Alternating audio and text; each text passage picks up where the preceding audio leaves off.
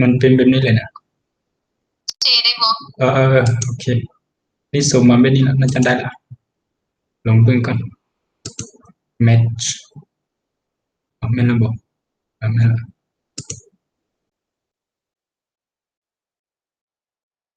เจเข้ากลุ่มลองดูโอเคแล้วบัดนี้สิลองเซฟเบิ่งได้ว่าสิได้บ่ด้วยได้อยู่ได้อยู่กดมันได้บอกโอเคได้คีย์บอร์ดอืมโอเคสนองโอเคโอเคสอนเลยเข้าใจ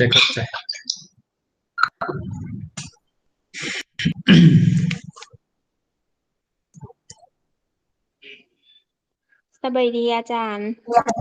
โดยสบายดีโอเคเนาะคอมอาจจะมีปัญหานิดนึงกำลังเกตแล้วล่ะเดี๋ยวบ่เป็นหยังบ่ได้เกตแล้วเคเป็นอะไรผู้น้องได้ยินอาจารย์ยุติได้ยินดีอยู่ได้ยินดีอยู่เนาะคันได้ยินดีอยู่ก็ภาพเป็นอะไรเห็นบ่เห็นแจ้งบ่อืมเห็นแจ้งอยู่ที่ภาพ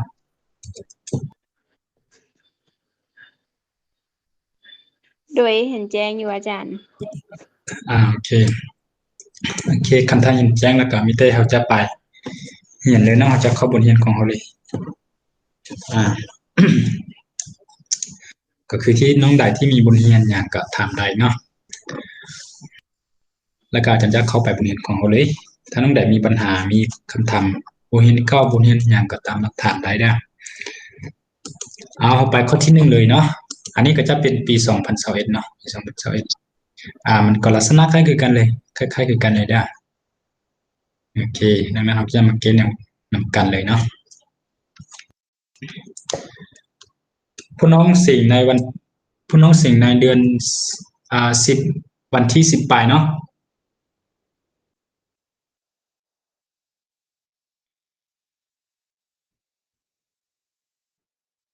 เอามีแต่เอามาตอบบนหินเอาเลยเนาะเบิ่งข้อที่หนึ่งนี้เนาะก็คือกันเนาะก็จะเป็นการเกณฑ์สมผลแบบเดียวกันเลยเด้อดังนั้นอาจารย์จะเก็บไปเลยเด้ออาจารย์จะเก็บไปเลย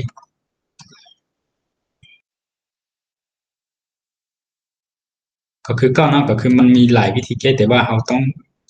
มีมันมันก็ใช้วิธีที่ว่าเสียหนึ่งใดเพื่อมันสั้นสุดทีเดียวเนาะวิธีนึงเราก็สามารถแยกส่วนคูณได้แต่ว่าวิธีนั้นเราก็แบบเสียเวลานิดนึงเนาะเรื่องนั้นเราก็เก็บตามที่เราเคยเก็บแหละเนาะก็คือแยกส่วนคูณเลยแบบเราใช้คนหนึ่งมาช่วยแล้วก็ทำอีกคือกันเลยนะวิธีการเก็บที่ยามประหยัดเวลาก็คือพยายามสังเกตสองนี่ลูกนะส่วนหลายอาจจะเป็น2 3 4เนาะเพิ่นบ่ได้เอาตัวหลายๆเนาะเลขไทยนะญี่ปุ่นนะส่วนหลายนี่เพิ่นเอาสองเนาะเห็นตามบทโจทย์ที่เราเคยเห็นผ่านมาส่วนหลายก็2 1แล้วก็สูงสุดก็34บ่ค่อยเห็นเนาะอาจจะมีน้อยเนาะดังนั้นคราวนี้มีแต่เรามาสังเกตลบสองนี้เรารู้ว่าหารค่าให้บวกหรือลบ1แล้วก็บวกหรือลบ2นะดังนั้นแน่นอนเราต้องเลือกค่าใดค่าหนึ่งอยู่ในนี้เนาะที่เป็นค่าทวนมาแทนไส้แล้วเราจะเห็นว่าเท่าศูนย์อย่างน้อยต้องมี1 ค่าเนาะใน4 ค่านี้นะดังนั้นทำอีกเราต้องเอาค่าน้อยสุดก็คือลบ1เนาะหรือว่า1นั้นก็ได้ลองเอาลบ1มาแทนเบิ่งดูคันถ้าพุ่นเอาลบ1มาแทนไส้นี่ก็จะกลายเป็น2เลยเนาะนี่ก็จะกลายเป็น-3ปกติเลยแหละ-3แล้วก็บวก2คือ9คุณสังเกต-1เนาะคันถ้า-1มาแทนอันนี้ก็เป็น-21นะถ้าเอา-1ได้แล้วอันนี้เจอันนี้กลายเป็น-3คือ9เนาะ-3คือ9แล้วนี่เดถ้าเอา-1มันจะกลายเป็น+3โอเคพอดีพี่น้องสังเกตเห็นว่า-3กับ+3หายไป-2กับ-2ไปหมายความว่ามันเท่า0เนาะโอเคแสดงว่าเป๊ะเลยเนาะแสดงว่าเราเอาแต่ผลหนึ่งก็คือ-1แล้วมีแต่เรามาหารด้วย1เลยได้หารด้วย1เลยก็คือวิธีการหารตามปกติที่เราเคยหารนั่นแหละมาหารเลยเนาะโอเคอาจารย์จะแบบหารไส้เบื้องนี้เนาะ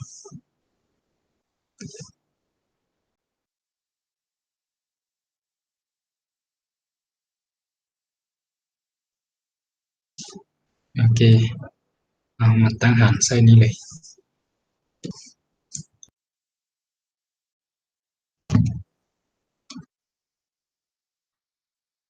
วิธีการหารกับปฏิบัติคือเก่าได้อันนี้ก็คือทุกค่าของอีกเนาะเขาก็เขียนเนาะสัมประสิทธิ์ต่อหน้าอีกเนาะแต่ต้องเขียนจากตัวกำลังใหญ่หากำลังน้อยก็คือ2กำลัง3เนาะต่อมาต้องเป็นกำลัง2ก็คือลบ3นะสัมประสิทธิ์นะกำลัง2ก็คือลบ3แล้วก็เขียนลบ3ใส่เลยได้ต่อมาก็จะเป็นลบ3คือกันต่อมาเป็นกำลัง1ลบ3คือกันสุดท้ายก็คือกำลัง0ก็คือ2นี่เนาะเขียนหลังจากเราเขียนแล้วเมื่อกี้เราพูดว่าค่าจะผลนึงแม่นลบ1แล้วก็เอาลบ1นี้มาใส่นี่เลยวิธีการของมันคือเราสับรอง2นี้แล้วก็เอาลบ1ไปคูณ2บวกให้ตัวเลขถัดไปเนาะลบ1คูณ2อ้อลบ2ลบ2ลบ2มาบวกให้ลบ3ก็กลายเป็นลบ5นะลบ1คูณลบ5ก็จะกลายเป็นบวก5บวก5ลบ3ก็จะยังเหลือบวก2ลบ1ไปคูณบวก2ก็จะกลายเป็นลบ2ลบ2บวก2ก็กลายเป็น0เวลานี้เราแยกได้เป็นง่ายๆเลยก็คือเราสามารถเขียนอีกแน่นอนว่าส่วนคูณสมผลขั้น3แยกขั้น1ออกต้องยังเหลือขั้น2แต่ขั้น1ก็คือได้มาจากการสังเกตตัวนี้อีกเท่าลบ1แน่นอนส่วนคูณที่1ก็คืออีกบวก1เมื่อเอาอีกบวก1เท่า0อีกจึงเท่าลบ1เนาะเราก็จะเขียนส่วนคูณแยกขั้น1ออกแล้วต้องยังเหลือขั้น2สัมประสิทธิ์ของขั้น2ก็คือบรรดาตัวเลขนี้เนาะที่อาจารย์เคยมาว่าให้พี่น้องถ้ามันบวกก็เขียนบวกเด้ออันนี้จะเป็นสัมประสิทธิ์ของอีกกำลัง2ตามลำดับเนาะลบ5ก็จะกลายเป็นสัมประสิทธิ์ของอีกกำลัง1ต้องมากับสัมประสิทธิ์ของอีกกำลัง0เนาะเท่า0เด้ง่ายๆเลยเนาะวันนี้ขั้นตอนต่อไปเนาะขั้นตอนต่อไปเราสามารถใช้แบบฮอนเนอร์นี้ก็ได้คือกันเด้อแต่ว่าขั้น2นี้ง่ายให้เราสังเกตแล้วมันบ่จำเป็นเนาะบ่จำเป็นที่พี่น้องจะไปใช้ฮอนเนอร์นี้มีแต่เรามาสังเกตเอาเลยเราสังเกตเอาเลยเราก็สามารถสังเกตได้เนาะวันนี้ยังเหลือขั้นตอนต่อไปก็คือพี่น้องสังเกต2นี้ลูก2นี้ได้มาจากลบ2คูณลบ2ลบ2คูณลบ1เนาะแล้วก็บวก2คูณให้บวก1มันมี2กรณีแบบนี้หมายความว่ามันต้องมี2กรณีนี่แหละแต่เราจะใช้บวกหรือลบก็ขึ้นกับเครื่องหมายตัวนี้ เมื่อพี่น้องเห็นสังเกตตัวนี้นั้นเป็นลบแล้วแน่นอนแล้วตัวนี้ต้องหมายความว่าต้องเป็นลบ1และลบ2อยู่แล้วแต่ว่าเราสิใส่2ไว้ใส่1ใส่ก็เอามาเราจะมาคิดเพิ่งตัวนี้เนาะโอเคแน่นอนตัวนี้มันต้องเป็น2อีกอยู่แล้วแล้วก็อันนี้ต้องเป็นอีกอยู่แล้วเท่า0แต่ว่าวันนี้นะก็คือบวก2นี่คืออาจารย์บอกให้พี่น้องว่าได้มาจาก2กรณีคือกรณี1แม่นลบ2คูณลบ1กรณีที่2ก็คือบวก2คูณบวก1เท่านั้นหลังจาก2กรณีเราจะเอาเลือกเอากรณีใดก็คือมาสังเกตเครื่องหมายตัวนี้เป็นลบหมายความว่าเราใส่ลบหมดเลยเนาะแต่เราจะใส่2ใส่เอา1ไว้ใส่ก็คือมาสังเกตตอนนั้นอันนี้มี2อีกอันนี้มี2แล้วเนาะและก็สำคัญคือมาสั่งตัวเลขนี้มาสังเกตตัวเลขนี้เลขนี้เป็นเลข5เนาะโอเคแน่นอนถ้าเรามีเรามี4กับ1แน่นอนมันต้องคำนวณออก5อยู่แล้วแต่พอดีพวกน้องสังเกตนี้มี2แล้วแน่นอนเนาะอันนี้ได้มาจากลบ2คูณลบ1เท่านั้นแล้วก็บวก2คูณบวก1ดังนั้นพวกน้องสีใส่2ใส่ก็คือต้องได้ใส่นี้เพราะว่ามีโอกาสที่2คูณ2นี่นี่มันออ4เนาะใส่1ไว้นี่ก็1คูณ1 1คูณอีกก็1เวลา1กับ4นี้คำนวณกันมีโอกาสของ5อยู่แล้วเนาะดังนั้นพวกน้องต้องเลือก2ใส่นี้วันนี้ก็คือที่อาจารย์บอกสังเกตนี้เราก็รู้ว่ามันลบละโอเคอันนี้บวกดีหมายความว่าเราก็จะได้แบบนี้เลยเนาะขั้นตอนต่อไปก็คือเขียนใจผลเลยเนาะเอาแต่ละส่วนคูณไปเท่า0เนาะเอาแต่ละส่วนผลคูณไปเท่า0เราก็จะได้อีกบวก1เท่ากับ0 2อีกลบ1เท่ากับ0แล้วก็อีกลบ2เท่ากับ0โอเคเมื่อเอาแต่ละส่วนคูณไปเท่า0เราก็จะได้จากผลแม่นยากอีกเท่ากับลบ1แล้วก็อีกเท่ากับ1ส่วน2และอีกเท่า2แล้วก็แล้วเฉพาะข้อที่1ก็มีแต่เท่านี้ก็มีอย่างถามก็ยกมือถามเลยนะอย่าถามแบบใดอาจารย์เฮ็ดแบบนี้ได้บ่หรือว่าพี่น้องมีวิธีอื่นบ่หรือว่าสิถามขั้นตอนในการหารแบบฮอนเนอร์นี่บ่ถามได้เฉพาะข้อนึงมีแต่เท่านี้มีอยากถามได้เนาะคำพี่น้องบ่มีแล้วอาจารย์ก็จะต่อข้อต่อไปเลยมีบ่มีอาจารย์ บ่มีเนาะถ้าบ่มีแล้วเราจะไปข้อต่อไปเลย ก็คือข้อที่2เนาะโอเคข้อที่2นี้ก็จะเป็นการแก้สมผลเช่นเดียวกัน แต่ข้อที่2นี้จะเป็นการแก้สมผลใจกับหลักเท่านั้นเนาะวิธีการแก้บทโจทย์แบบนี้อาจารย์ก็เคยแก้มาหลายแล้ววันนี้อาจารย์จะบ่วางเลยนะมีแต่เราแก้ไปตามโลกได้ก็คือวิธีการของมันก็คือมีแต่เราปรับซื่อๆเนาะปรับเอาเบิ่งเลยอาจารย์จะพยายามหาศาสตร์เป็นตัวรับแบบ2กำลังอีกนี้คือ9เนาะวิธีการแก้ก็คืออันนี้ก็คืออาจารย์จะปรับมาเป็น2กำลัง1อยู่ทางหน้านี่เลยมาคูณให้2กำลังอีกนี่เนาะเพราะว่าเพิ่นคือการกำลังบวกกันได้ตัว9เลยอันนี้ก็บวกตัวนี้ก็เช่นเดียวกันเนาะถ้าอาจารย์ปรับนี่นะธรรมดาอาจารย์จะเขียน2กำลัง3ใส่ถึงนี้แล้วก็2กำลังอีกใส่รูปนี้อาจารย์จะอธิบายให้ก็ได้เป็นอย่างนั้นเท่ากับ17โอเคเท่ากับ17โอเคนี่ได้เพราะว่าพวกน้องมีสูตรแล้วเนาะพวกน้องมีสูตรแล้วว่าเฮาเมื่อใดเฮามีสูตรแบบนี้เฮามีแล้วเด้เนาะเฮามีแล้วเด้ว่าเมื่อใดพวกน้องมี2เอาตัวหลับเลยเนาะก็คือเมื่อใดพวกน้องมีa กำลัง n เนาะส่วนให้ a กำลัง m โอเคถ้าเอาสิปรับ a กำลัง n ถึงนี้นะลงลุ่มนะมันก็จะเท่ากับ1ส่วนให้1ส่วนให้ a กำลัง m ลบให้ n แหละเนาะหมายความว่าพื้นคือการเมื่อเราปรับเข้าลุ่มมันก็จะกลายเป็นลบเลยเด้อพื้นคือการเนาะโอเคนี่อาจารย์จะปรับเลยเจ้าตัวลบนี่นะเมื่อเราปรับขึ้นถึงก็จะได้ตัวนี้เนาะสังเกตแบบนี้ก็ได้หรือว่ามันมีหลายวิธีการสังเกตเนาะหลายๆน้องอาจจะเข้าใจแล้วแต่ว่ายังบางน้องซื่อๆเนาะอันนี้ก็อธิบายเพื่อบางน้องซื่อๆเพราะว่าถ้าพวกน้องปรับตัวนี้ขึ้นถึงก็จะกลายเป็น3ลบอีกเนาะพื้นคือกันแล้วดิและแต่ว่าตัวนี้เราต้องหัดสักคือ9เพราะว่าเราจะคูณขึ้นเนาะเอาเวลานี้ก็คูณขึ้นธรรมดาขึ้นผู้ร่วมธรรมดาเลยผู้ร่วมก็คือ2กำลังอีกได้แต่พวกน้องรู้แล้วว่า2กำลังอีกนี่นะ2กำลังอีกนี่มันใหญ่กว่าสุดเลยละเนาะดังนั้นเราจึงบ่ได้วางเงื่อนไขอย่างเลยเด้อมันบ่มีโอกาสเท่าศูนย์แล้วก็เฉพาะผู้อีกกำลัง2กำลังอีลบ3นี่ล่ะบ่มีโอกาสจะเท่าศูนย์จักเทื่อเพราะนั้นบ่จำเป็นวางเนาะบ่จำเป็นวางเงื่อนไขเพียงแต่พวกน้องเก็บพวกน้องถนัดอย่างใดก็เก็บแบบนั้นจะวางก็ได้หรือว่าบ่วางก็ได้เนาะแต่อันนี้อาจารย์ก็สิคูณขึ้นเลยได้คูณขึ้นเลยก็คือเอา2ไปคูณเอา2ไปคูณเอา2ไปคูณขึ้นเราก็จะได้กลายเป็นเท่าใด2เนาะคูณให้2กำลัง2อีกเนาะเพราะพื้นคือการเอากำลังบวกกันเนาะเฉพาะตัวอีกนี่นะอันนี้มี2กำลังอีก2กำลังคูณขึ้นก็จะได้2คูณให้2กำลัง2อีกแล้วอันนี้อาจารย์ขึ้นผู้ร่วมมาก็คูณขึ้นก็จะได้กลายเป็นลบ17อาจารย์จะย้ายมาเบิดเดียวเลยก็คือก็จะได้ลบ17คูณให้2กำลังอีกแบบนี้ได้ส่วนตัวนี้มันส่วนพูดอยู่แล้วบ่ได้คูณอย่างไส้ก็คือบวกให้2กำลัง3ออก8อยู่แล้วเนาะโอเคเท่า0นะความหมายของมันได้แล้วก็วิธีการคำนวณต่อไปน้องสังเกตโหลด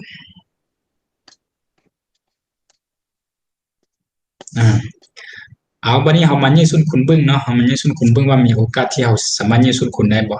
8นี้ก็ได้มาจาก2คูณ4นะส่วน17นี้ก็ได้มาจากการคำนวณที่ว่าพวกน้องมาสังเกตลบสมมุติอาจารย์เอา248เนาะแล้วก็248ว่าเอา8ส่งไปสมมุติอันนี้8นี้ได้มาจาก2กับ4แต่กรณี2กับ4นี่มันบ่มีโอกาสเอา17ละได้สังเกตก่อนแต่ว่ากรณีที่ว่าเอา8กับ1นั้นมีโอกาสอยู่เพราะว่าทางนั้นมี2เนาะ2เป็น16เมื่อคำนวณกัน1มันมีโอกาสเอา17ดังนั้นอันนี้อาจารย์จะมีสิทธิ์คูณแบบง่ายๆนี่เลยก็คือเราจะเขียนแบบนี้ออกมาก่อนเลยอันนี้2คูณให้2คูณให้2กำลังอีกโลดได้เพราะว่าทางหน้ามีสรรพสิทธิ์คือ2เด้อันนี้ก็คือตัวรับอีกกำลัง2เนาะ2กำลังอีนี่นะแล้วแน่นอนสมผลขั้น2แย่ส่วนคูณมันต้องมี2ส่วนคูณอยู่แล้วนะแล้วตัวนี้ก็จะกลายเป็น2กำลังอีกอยู่แล้วเพราะว่า2คูณ2กำลังอีกคูณให้2กำลังอีกมันจึงกลายเป็น2คูณให้2กำลัง2อีกเด้แต่วันนี้เราจะใช้เลข8ใส่และเลข1ใส่ก็คือมาสังเกตนี้อันนี้มัน17เนาะก็ต้องได้มาจาก16คำนวณกับ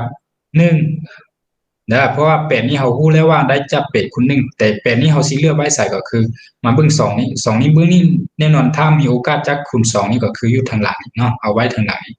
ดังนั้นเอา8ไว้ทางหลังเอา1ไว้ทางนั้นโอเคขั้นตอนต่อมาพวกน้องสิใช้เครื่องหมายใส่ตัวใดก็คือ18นี่นะบวก8นี่นะได้มีโอกาสที่ว่าได้มาจากลบ1คูณให้ลบ8แล้วก็บวก1คูณบวก8เท่านั้นคือกันเนาะคันถ้าเป็นบวกแบบนี้นะดังนั้นพวกน้องจะใช้บวกหรือลบก็ขึ้นกับตัวนี้อันนี้เป็นลบดังนั้น2ตัวเลขนี้ต้องเป็นลบหมดคือกันเด้อพวกน้องสังเกตลบเนาะโอเคเป็นลบคือกันเลยก็คือวันนี้เราก็จะเอาผลคูณไปเท่าศูนย์เลยแหละเนาะเอาผลคูณไปเท่าศูนย์เลยเพราะเอานี่ส่วนคูณได้เลยหรือพวกน้องอยากพูดขึ้นว่าถูกหรือผิดก็คูณตัวนี้คูณตัวนี้ก็ได้ตัวนี้คือ9เนาะ2 8 16กลายเป็นลบ16กลายเป็นลบ16คูณให้2กำลังอีกลบ1ไปคูณให้2นี่กลายเป็นลบ1เทื่อของ2กำลังอีกลบ1เทื่อมาลบให้16เทื่อก็กลายเป็นลบ17เทื่อนะเนาะลบ1คูณลบ8กลายเป็นบวก8เอาเวลานี้ก็คือจากผลคูณเท่าศูนย์เลยจากผลคูณเท่าศูนย์จากผลคูณเท่าศูนย์ตามปกติเราก็จะได้2คูณให้2กำลังอีกลบ1ไปเท่าศูนย์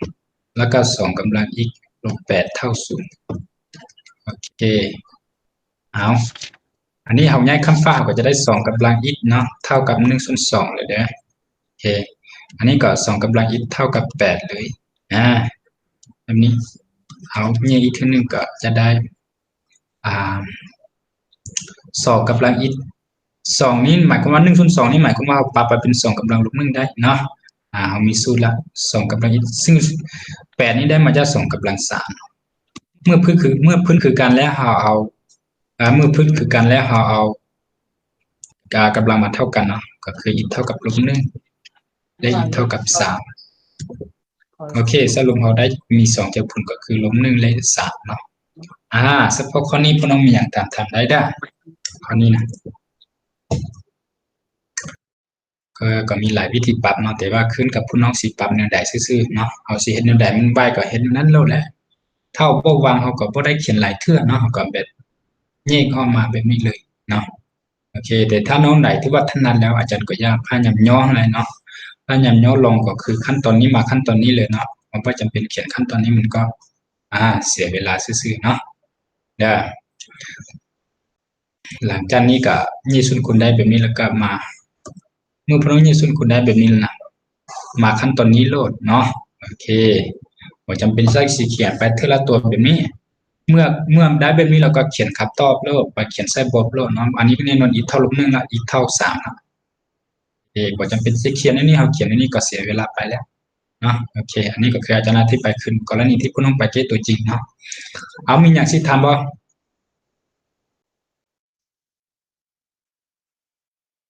บ่มีอาจารย์โอเคบ่มีเนาะคันบ่มีเราจะไปข้อใหม่เลยเอาไปข้อที่3นี่เลยข้อที่3นี้จะเป็นการแก้สมผลโลกาลิตข้อที่3นี้จะเป็นการแก้สมผลโลกาลิตเนาะไปแก้นำกันเลยก็คือถ้าเว้าถึงเรื่องสมผลโลกาลิตแน่นอนเนาะต้องได้วางเงื่อนไขก่อนแล้วเด้อข้อนี้นะเนาะก่อนเราจะแก้คือเราต้องวางเงื่อนไขก่อนแต่ถ้าน้องใดรู้สังเกตนั้นแน่นอนเราก็จะได้อีกง่ายกว่า3ส่วน2แล้วก็แล้วเนาะแต่ถ้าผู้น้องยังบ่รู้วิธีการสังเกตก็ต้องแบบเดี๋ยวอาจารย์จะพูดวิธีการสังเกตให้ธรรมดาของมันเราก็ต้องแบบเท่าเก็บตามอัตราเนาะเงื่อนไขเราก็ต้องแบบเงื่อนไขมันนะเงื่อนไขของบทโจมมีเราต้องเอา2บทนี้แหละเนาะคือที่อาจารย์มาเคยเขียนให้ผู้น้องตลอดว่า a ของ b ต้องใหญ่กว่า0 a ต้องใหญ่กว่า0แล้วก็ a ต้องตั้ง1แต่ว่าเวลานี้นะ a ของเราตั้ง1อยู่แล้วเนาะเพราะว่าพื้นเป็น4แล้วก็เป็น2ดังนั้นเงื่อนไขตัวนี้ก็คือเอา b เท่าไหร่ b เฮายังบ่ฮู้นะลบ1นี่ไปใหญ่กว่า0ตัวนี้ก็เอาไปใหญ่กว่า0แน่นอนเนาะทุกตัวเลขที่อยู่ใน5คัน2เนี่ยต้องใหญ่กว่าหรือเท่ากับ0เนาะแต่ว่าพอดีตกอยู่ในเงื่อนไขของโลกาลิตดังนั้นเราจะเอาไปใหญ่กว่า0ประเดี๋ยวแล้วก็แล้วนะก็คือ2อีลบให้3ใหญ่กว่า0คันถ้าพี่น้องถอนนะพี่น้องก็จะได้อีกใหญ่กว่า1เนาะอันนี้ก็อีกใหญ่กว่า1 3ส่วน2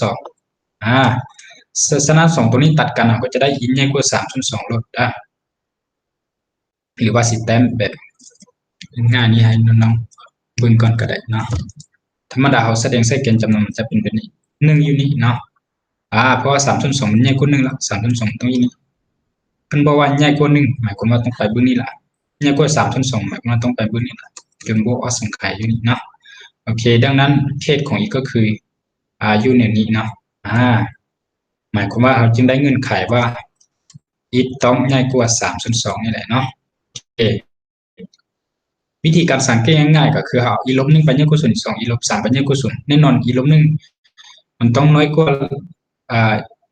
1นี้ต้องน้อยกว่า3/2นี้แล้วดังนั้นเราเอาแต่เงื่อนไขนี้แล้วก็พอเนาะเวลาเราไปแก้ตัวจริงนะได้บ่จำเป็นเขียนอันนี้เนาะเขียนอันนี้มันการแก้อธิบายซื่อๆเอาวันนี้ขั้นตอนต่อไปก็คือขั้นตอนวิธีการแก้ละเนาะวิธีการแก้ก็ขึ้นกับเรา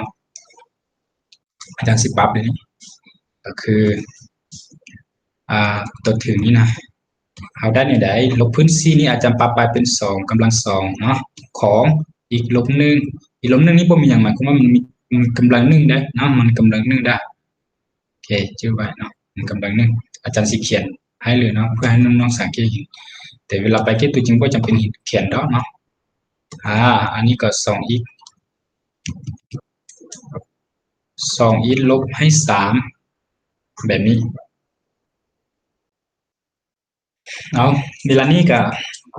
อันนี้ก็จะเป็นมาหน้ามาหารตัวนี้นะเพราะเขามีคุณลักษณะแล้วอาจารย์เคยเขียนให้พวกน้องตลอดว่าเขามีสูตรแบบนี้ลบพื้น a ของ a กำลัง n ของ b กำลัง m มันจะเท่ากับ m ส่วนให้ n ลบพื้น a ของ b เนาะโอเคอันนี้ก็ปฏิบัติคือเก่าแล้วก็ทางนี้ก็คือเขาปรับอาจารย์จะปรับจากขั้นตอนนี้เลยซะทางถึงนี้นะอาจารย์จำเบิ่งอาจารย์สังเกตเห็นว่าต้องปรับเป็นนี้ไปว่าเดี๋ยวมันจึงบ่ได้เขียนหลายเทื่อเนาะน้องต้องเขียนตัวนี้ไปเป็นกำลังหยังกำลัง1/2ได้เลยเนาะโอเค1/2ได้เลยเพราะว่าเรามีหยังหาขั้น2ของ a จะเท่ากับ a กำลัง1/2แม่นบ่เราก็ปฏิบัติตามลักษณะของมันเลยเวลานี้เราก็มีสูตรตั้ง5อีก1 2เมื่อพวกน้องมีลบพื้น a ของ b กำลัง n นี่นะ n ก็จำเป็นมันนะเนาะโอเคเอาแบบนี้แล้วนะเราก็นำซ้ายเลย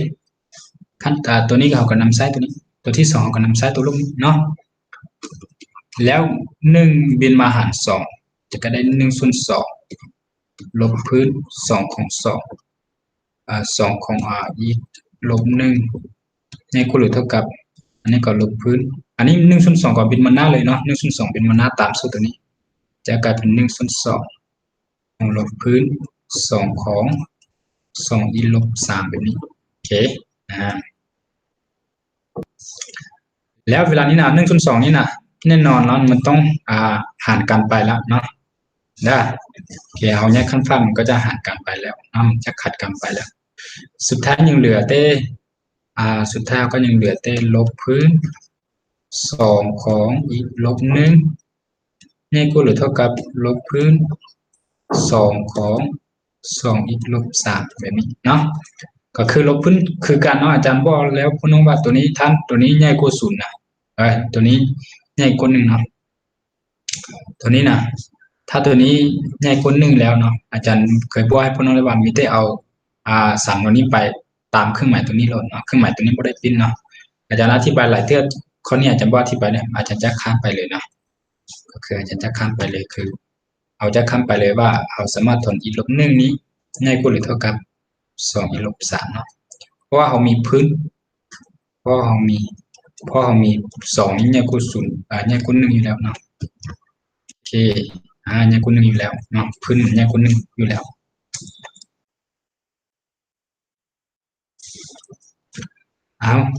ขั้นตอนนี้พวกน้องก็จะเก็บแบบธรรมดาเลยก็คือย้ายขั้นฟ้าเลยเนาะอาจารย์จะย้ายตัวนี้ไปเบื้องนี้ได้เพราะว่าอีกตัวอีกเนี่ยอยู่บนนี้หรือว่าย้ายมาบนนี้ก็ได้เนาะเดี๋ยวจะคุณลบเข้าเนาะอาจารย์จะย้ายอีกจากพวกอีกนี้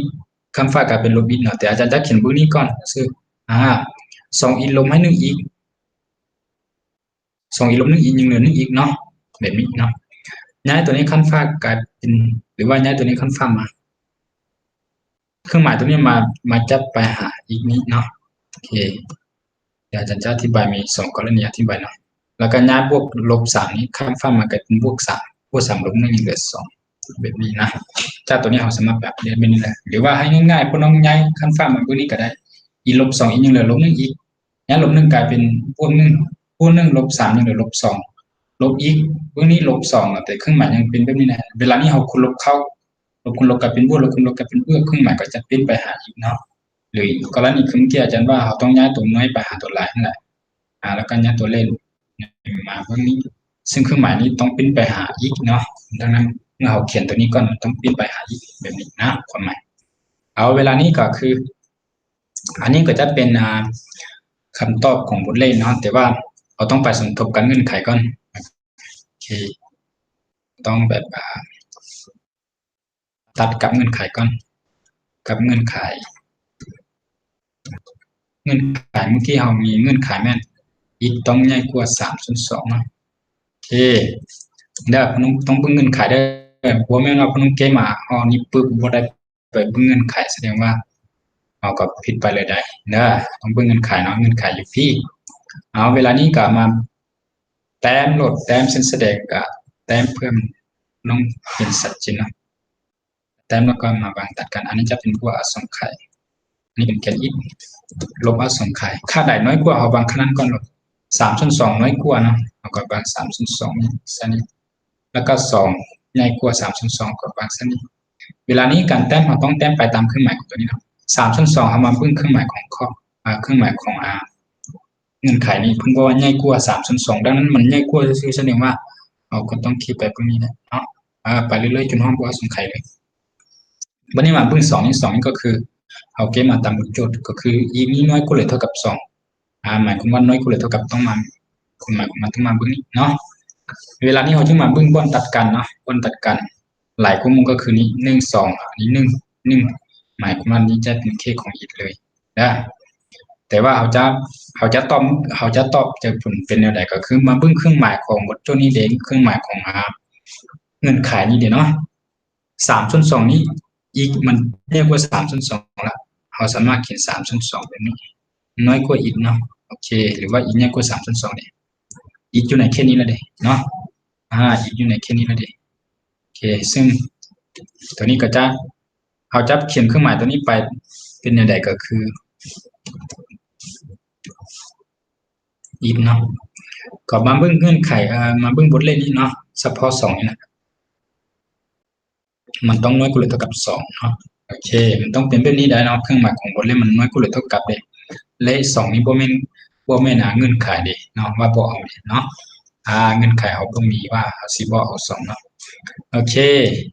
อันนี้ก็จะเป็นเจ้าผลของเราเลยเด้อเฉพาะข้อนี้ก็มีที่เท่าที่นี้เด้อถ้าน้องใดมีอยากถามก็ถามได้เนาะ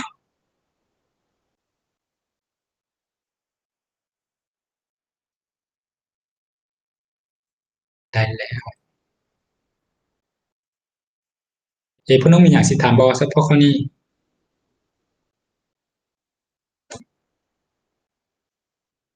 บ่มีอาจารย์ บ่มีเนาะโอเคคำบ่มีก็ไปข้อใหม่เลยข้อนี้จะเป็นข้อที่4ข้อที่4นี่ก็เป็นการเกณฑ์สมผลใจกำลังคือกันเนาะการเกณฑ์สมผลใจกำลังคือกันโอ้โหอยู่ในบทนี้มี2ข้อเลยเนาะสมผลใจกำลังอันนี้ก็เกณฑ์แบบธรรมดาคือกันเนาะอันนี้อาจารย์เฮาสังเกตอันนี้เป็นพื้น3เนาะอันนี้ครับแน่นอนเราต้องพยายามปรับตัวนี้เป็นพื้น3เนาะได้อาจารย์ก็จะเกณฑ์เลยตามนี้แหละอันนี้เราปรับ9นี้มาเป็น9คูณให้9กำลังอีกเนาะแต่อาจารย์ปรับ9กำลังอีกนี่กลายเป็น3กำลัง2อีกได้เนาะปรับแบบนี้พวกน้องงงบ่อาจารย์จะพวกน้องงงอาจารย์ต้องปรับตามขั้นตอนเนาะ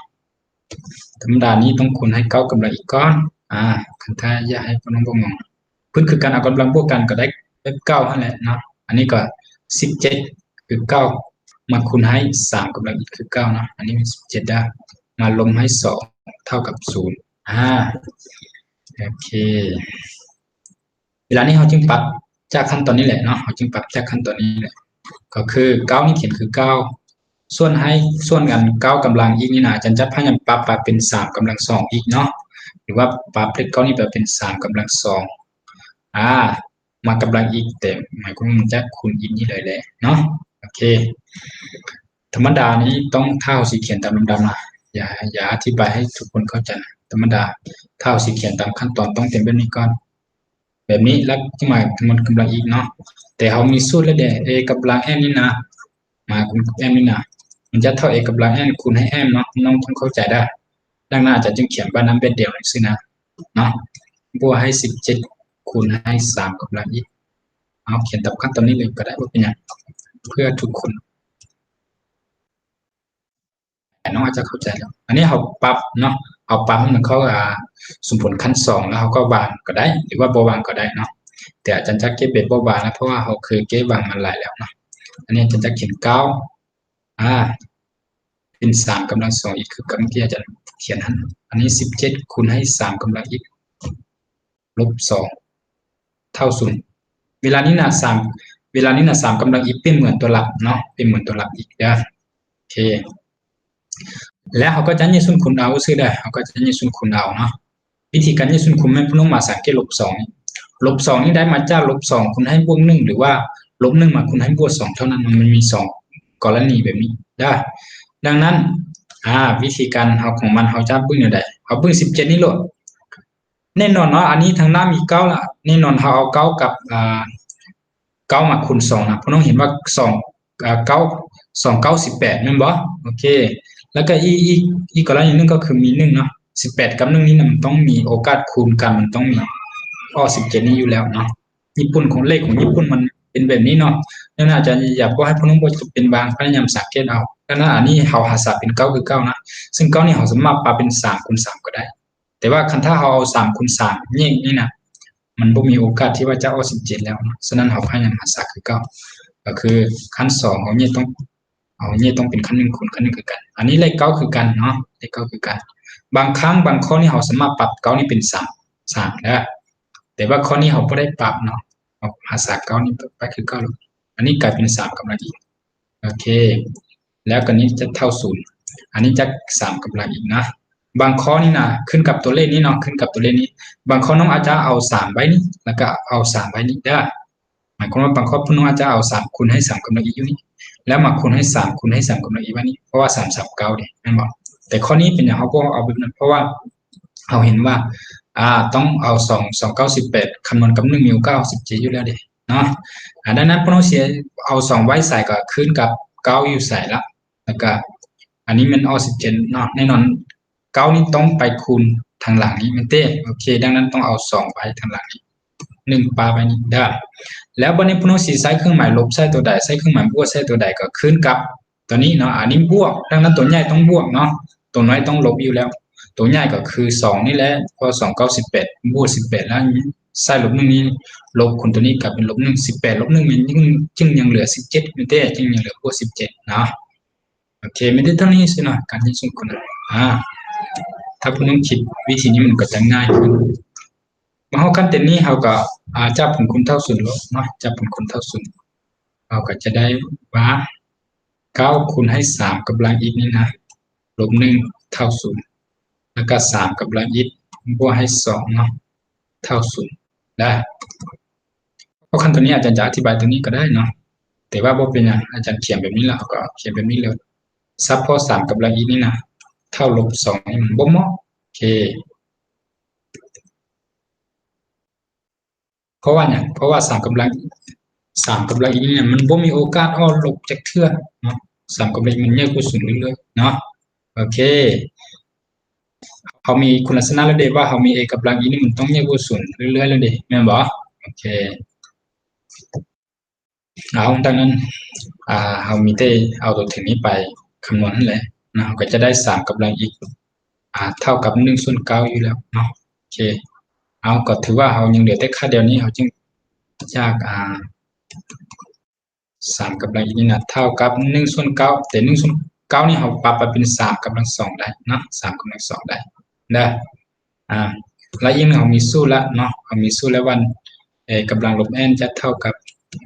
1/a กำลัง n เนาะหมายความว่าเวลานี้3กำลัง2นี่นะก็คือ1/a กำลัง n นี้เอาปรับไปเป็นก็จะกลายเป็น a กำลังลบ n เราก็จะได้3กำลังอีกจะเท่ากับ3กำลังลบ สุดท้ายพื้นคือการเอากำลังมาเท่ากันก็จะได้ e เท่าลบสองโอเคก็เขียนคำตอบใส่บล็อกคำตอบเลยเนาะคำตอบก็คือมีได้ค่าเดียวก็คือ e เท่าลบสองโอเคข้อนี้ก็มีได้เท่านี้คือกันเนาะข้อนี้นะมันต้องมีอย่างสิถามบ่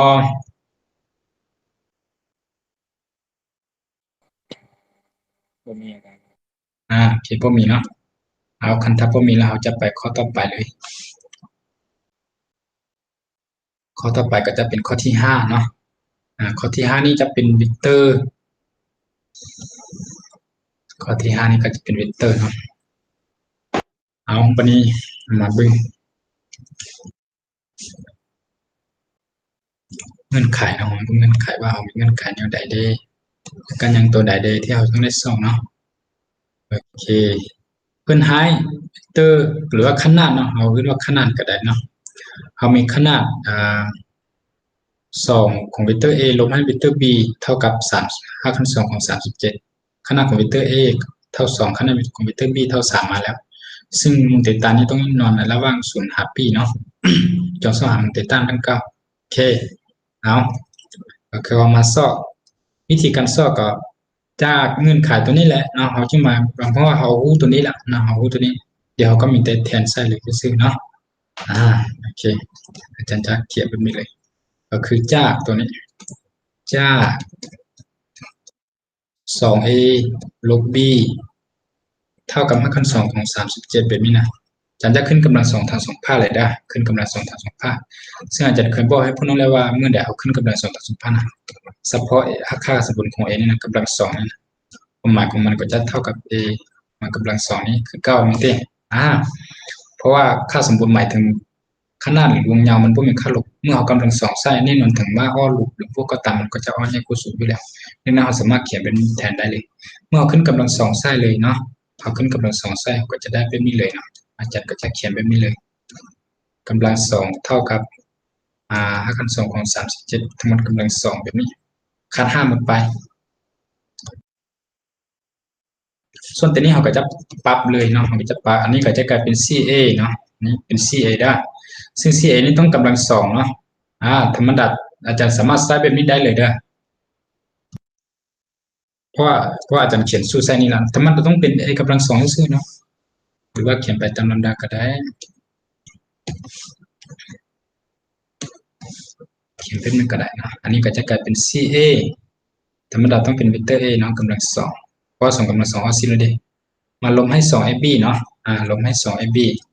2a ก็คือ 2a อยู่แล้วเนาะหมายความว่า224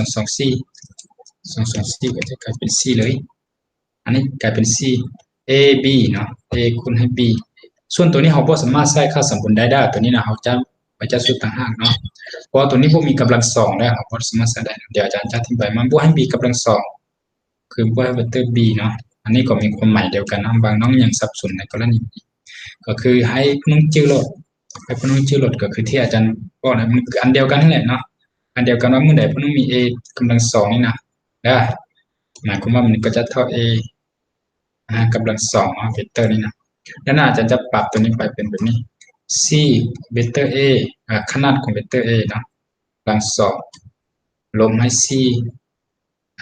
อาจารย์จำพวกเวกเตอร์ b ก่อนซะอาจารย์จะเอาตัวนี้มาบวกก่อนเนาะเพื่อที่มันแทนง่ายแล้วก็คำนวณง่ายนี่ก็ใช้เป็นเวกเตอร์กำลัง2มาลงให้ c เท่าของเวกเตอร์ a คูณเวกเตอร์ b เนาะโอเคเท่า37แบบนี้ก่อนเอาเวลานี้เราก็แทนค่าใส่เลยแต่ว่าเราต้องไปสอบตัวนี้ก่อนนะเอาหมายนี้เป็นสูตรที่1ก่อนซะเรามีสูตรเนาะเราจะสอหา a คูณ b นี้เราก็ไปจัดสูตรตัวนี้จัดสูตรเรามีสูตรแนวใดที่ว่าเรามีสูตรแล้วว่า2เวกเตอร์นี่นะอาจารย์ตัวอย่างว่า2เวกเตอร์อันนี้เป็น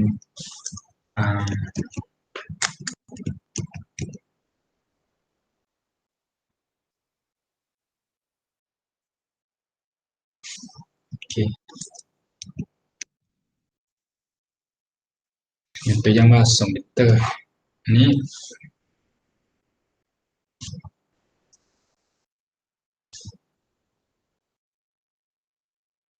ตัวอย่างว่ามี2เวกเตอร์แบบนี้เนาะอย่าแต้มครับน้องเข้าใจอันนี้เป็นเดต้าเนาะสมมุติอันนี้เป็นเวกเตอร์ a อันนี้เป็นเวกเตอร์ b เอามี2เวกเตอร์ที่ว่า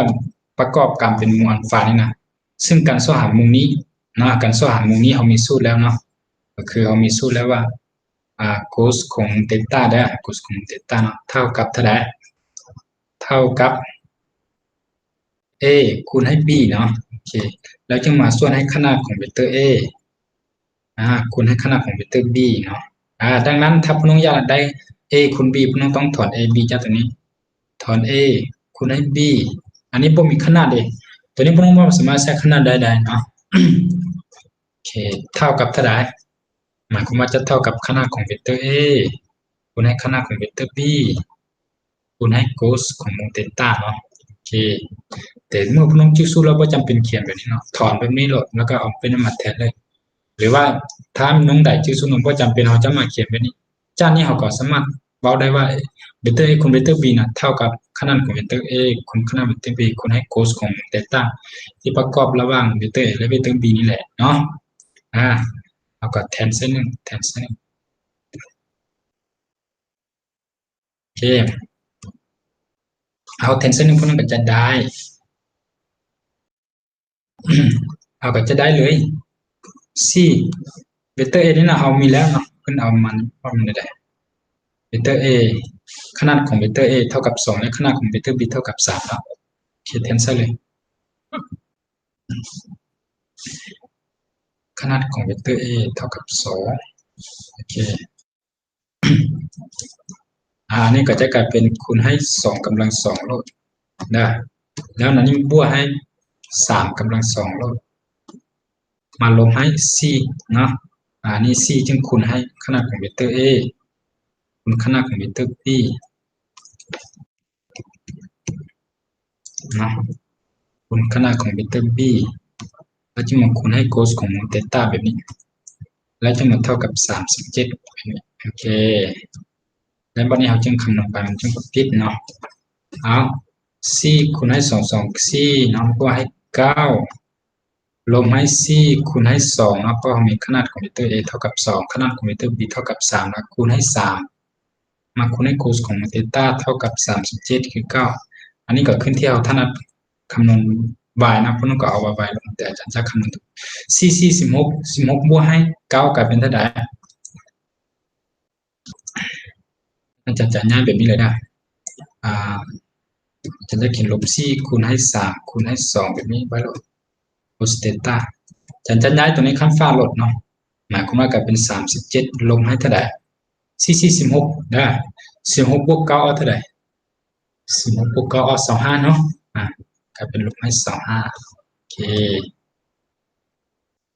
เวลาน้องจึงถอนcos เดลต้าจึงเท่ากับ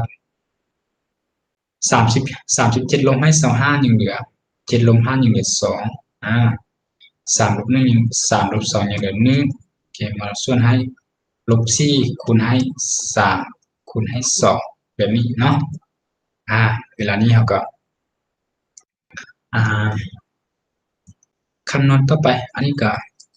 บวกหารลบก็จะกลายเป็นลบเลยหมายความว่าตอน cos เดลต้าเนาะ cos เดลต้าก็จะเท่ากับจะคำนวณเลยก็คือ3/42เนาะ3/42หรือว่าอยากเอาเขียนบวกหารลบมันก็จะเกิดเป็นลบนะอาจจะไม่ลบเอาทางนั้นเลยอันนี้ก็เป็น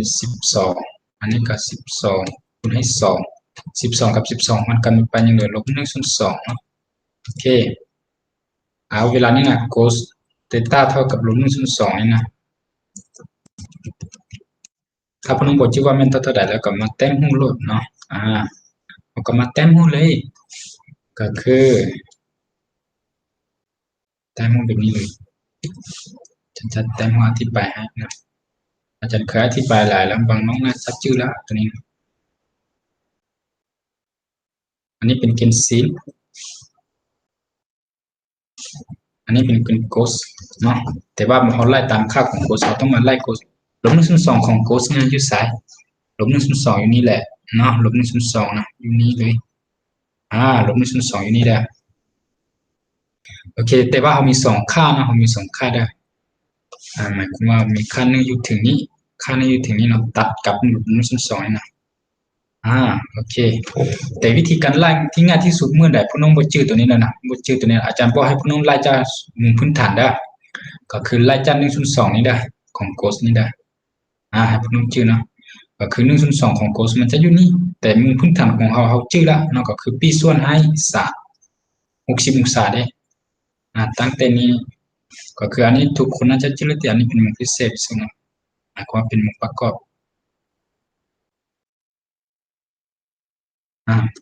หมายความว่าเป็นมุมประกอบนี่ก็คือ60องศาเนาะ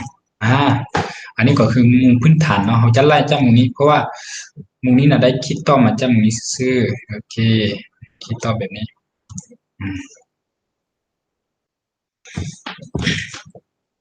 1ส่วน2โอเคเอาวิธีการไล่ก็คือให้พวกน้องสังเกตโหลดเรามีพวกน้องรู้แล้วว่านี้มัน0เนาะ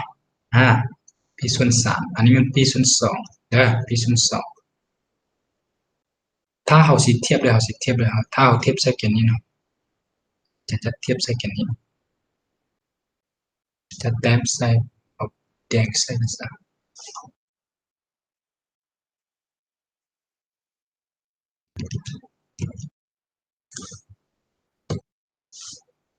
หมายความว่ามุมนี้นะ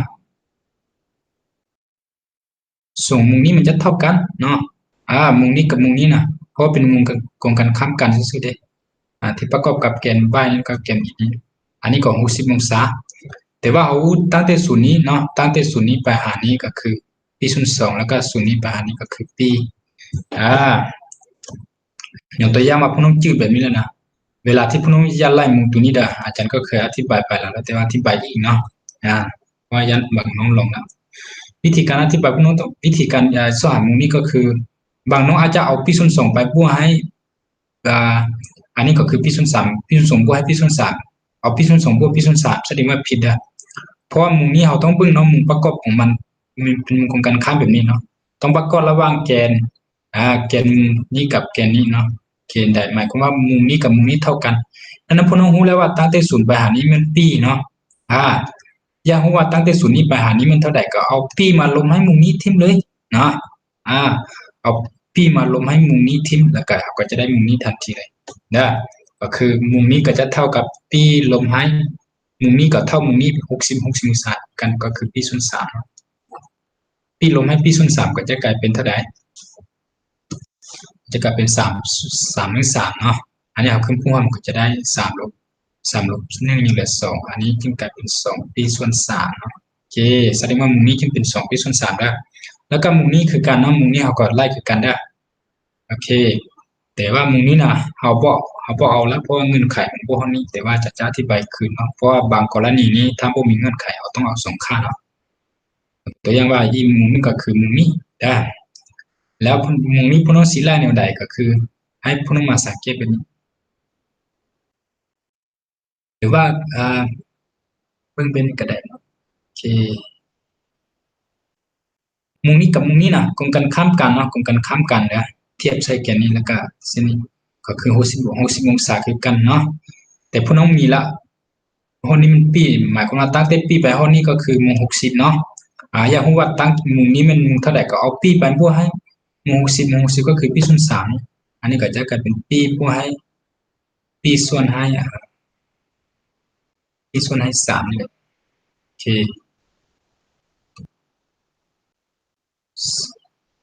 3 1 3เนาะ3 1 3จึงกลายเป็นเท่าใด3บวกให้1กลายเป็น4นะอันนี้จึงกลายเป็น10 p ส่วน3เนาะโอเคธรรมดามี2ค่านี้เลยแต่ว่าพวกน้องสิเอาค่าใดก็คือเอามาเบิ่งได้เงื่อนไขเพิ่นบ่ว่าแนวใดเงื่อนไขเพิ่นบอกว่าเงื่อนไขเนาะต้องเบิ่งตัวนี้คักๆเด้อ0น้อยกว่าเตต้าน้อยกว่า p เนาะโอเคเงื่อนไขมัน0น้อยกว่าเตต้าน้อยกว่า p หมายความว่ามุมของเราน่ะต้องอยู่ในระหว่างตั้งแต่0นี้ไปหา p เท่านั้นเนาะกายนี้บ่เอาละดังนั้นหมายความว่าตั้งแต่0ไปหา p นี่นะก็คือมีค่าเดียวก็คือค่านี้แหละได้ก็คือ3 p 2 p ส่วน3โอเคดังนั้นคำตอบของเราก็คือเราถอนเตต้าลบเตต้าเท่ากับ2 p ส่วน3เนาะคำตอบที่ถูกต้อง อันนี้ก็เป็นวิธีการแก้เนาะแต่ว่าวิธีการที่ถ้าน้องใดมีพื้นฐานแล้วเนาะแก้มาเอาขั้นตอนนี้นะเขียนคำตอบปุ๊บเลยเนาะว่าพวกเราจะจื้อแต่มึงนี่ดอกว่าพวกน้องคุณครัวหลายละน้องใดที่มีพื้นฐานแล้วจะจื้อว่าอ๋อลบ1/2คีประหารนี่ก็คือ2/3ด้วยแล้วก็ค่ายุลุมนี่เขาบ่เอาแล้วเพราะว่าเงื่อนไขพื้นตั้งเอาได้0ไปหาปีซื่อนะมาเอาขั้นตอนนี้เขียนปุ๊บลงเดต้าเท่ากับ2/3แล้วก็แล้วนะโอเคข้อนี้มีอย่างสิถามบ่ถามได้เด้อ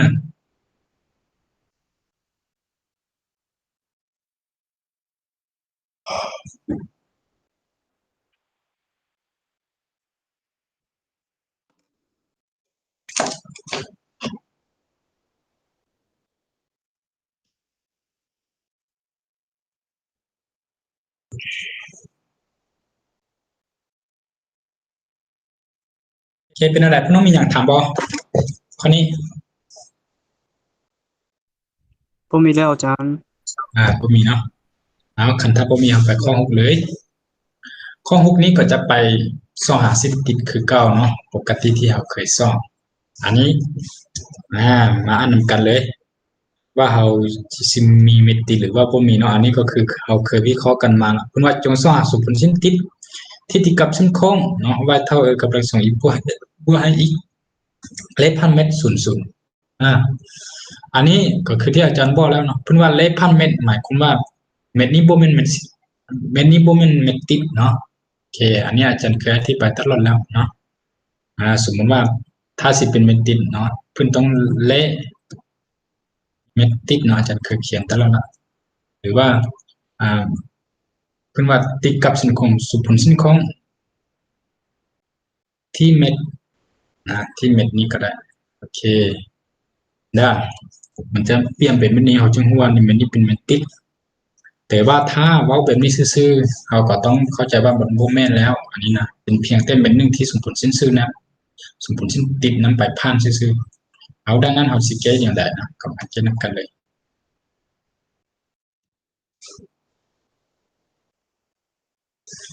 ทำอีกแล้วก็เขียนสู้คือเก่านั่นแหละเขียนสู้คือเก่านั่นแหละได้จะสอบแบบโซซินติดจะได้เขียนตามสูตรตามสูตรนี้เลยเขามีสูตรสมผลเซนติเมตรอาจจะวางเป็น L เลยสมผลเซนติเมตร y ลงให้ y 0เนาะหรือว่า f อีก0เท่ากับ f p อีก0จะใช้สูตรเดี๋ยวนี้ตลอดเพื่อให้คุณงงอีลงให้อีก0โอเคเอาเวลานี้เนาะ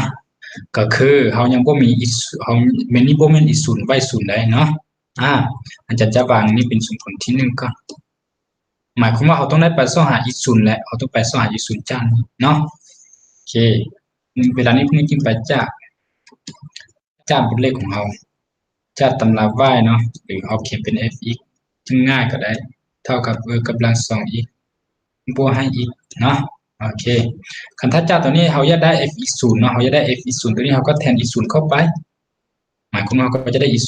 0อีกอยู่บนใดไปแทนบนนั้นโลดหมายความว่า2กำลัง2อีก0นี้มาบวกให้อีก0ทีนี้เนาะโอเคเบิ่งโลดเนาะอีกอยู่บนใดไปแทนใส่บนนั้นเนาะโอเควันนี้ขั้นตอนต่อไปก็คือถ้าเราอยากได้ผลเราอยากได้ f ขีด0นี้เราก็ใส่ผลตำราคีขั้นหนึ่งใส่ f อีกนี้ก่อนแม่นแต่โอเคผลตำราขั้นหนึ่งของตัวนี้นะเราก็จะเอาตัวนี้คีดมาบวกตัวนี้คีดแม่นบ่จะ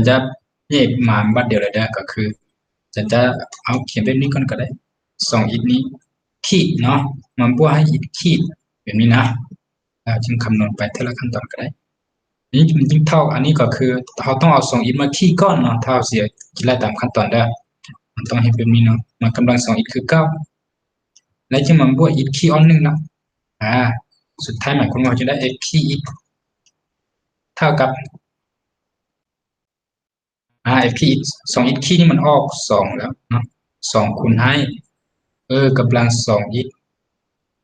บวกให้1พวกน้องเข้าใจที่วิธีการนำใช้สูตรนี้นะถ้าน้องใดบ่เข้าใจกับพวกนี้เขามีสูตรเนาะเขามีสูตรเอาเป็น k ซะคีด มันต้องเท่า k อีกนี้มาขีดก่อนแล้วจึงมาคูณด้วยกำลังk อีกคือ9ได้จึงแบบนี้เนาะแล้วส่วนหลายพวกน้องมักเห็นสูตรแบบนี้นะพวกน้องมักเห็นสูตรแบบนี้นะส่วนหลายน้องอาจจะมักเห็นสูตรแบบนี้กำลังอีกขีดนี่นะเอา1เนาะปัญหาของมันเอา1ก็คือต้องเอาอีกนี้มาขีดก่อนแล้วจึงคูณให้กำลังอีกคือ9เนาะแต่อีกที่เอา1คูณให้กำลังอีกที่เอา1เนาะ1คูณให้กำลังอีกมันจึงเท่ากำลังอีกเนาะพวกนี้จึงเห็นสูตรว่าตัวนี้เท่ากับตัวนี้เลยเนาะแต่จะอธิบายว่าชื่อสูตรรวมตัวนี้แล้วเนาะโอเคเวลานี้เราก็ถ้าเราอยากได้f คีอีก0เราก็แทนอีก0เข้าไปหมายความว่าจานนี้นะเราจึงถอนได้ f คีอีก0เนาะอีก0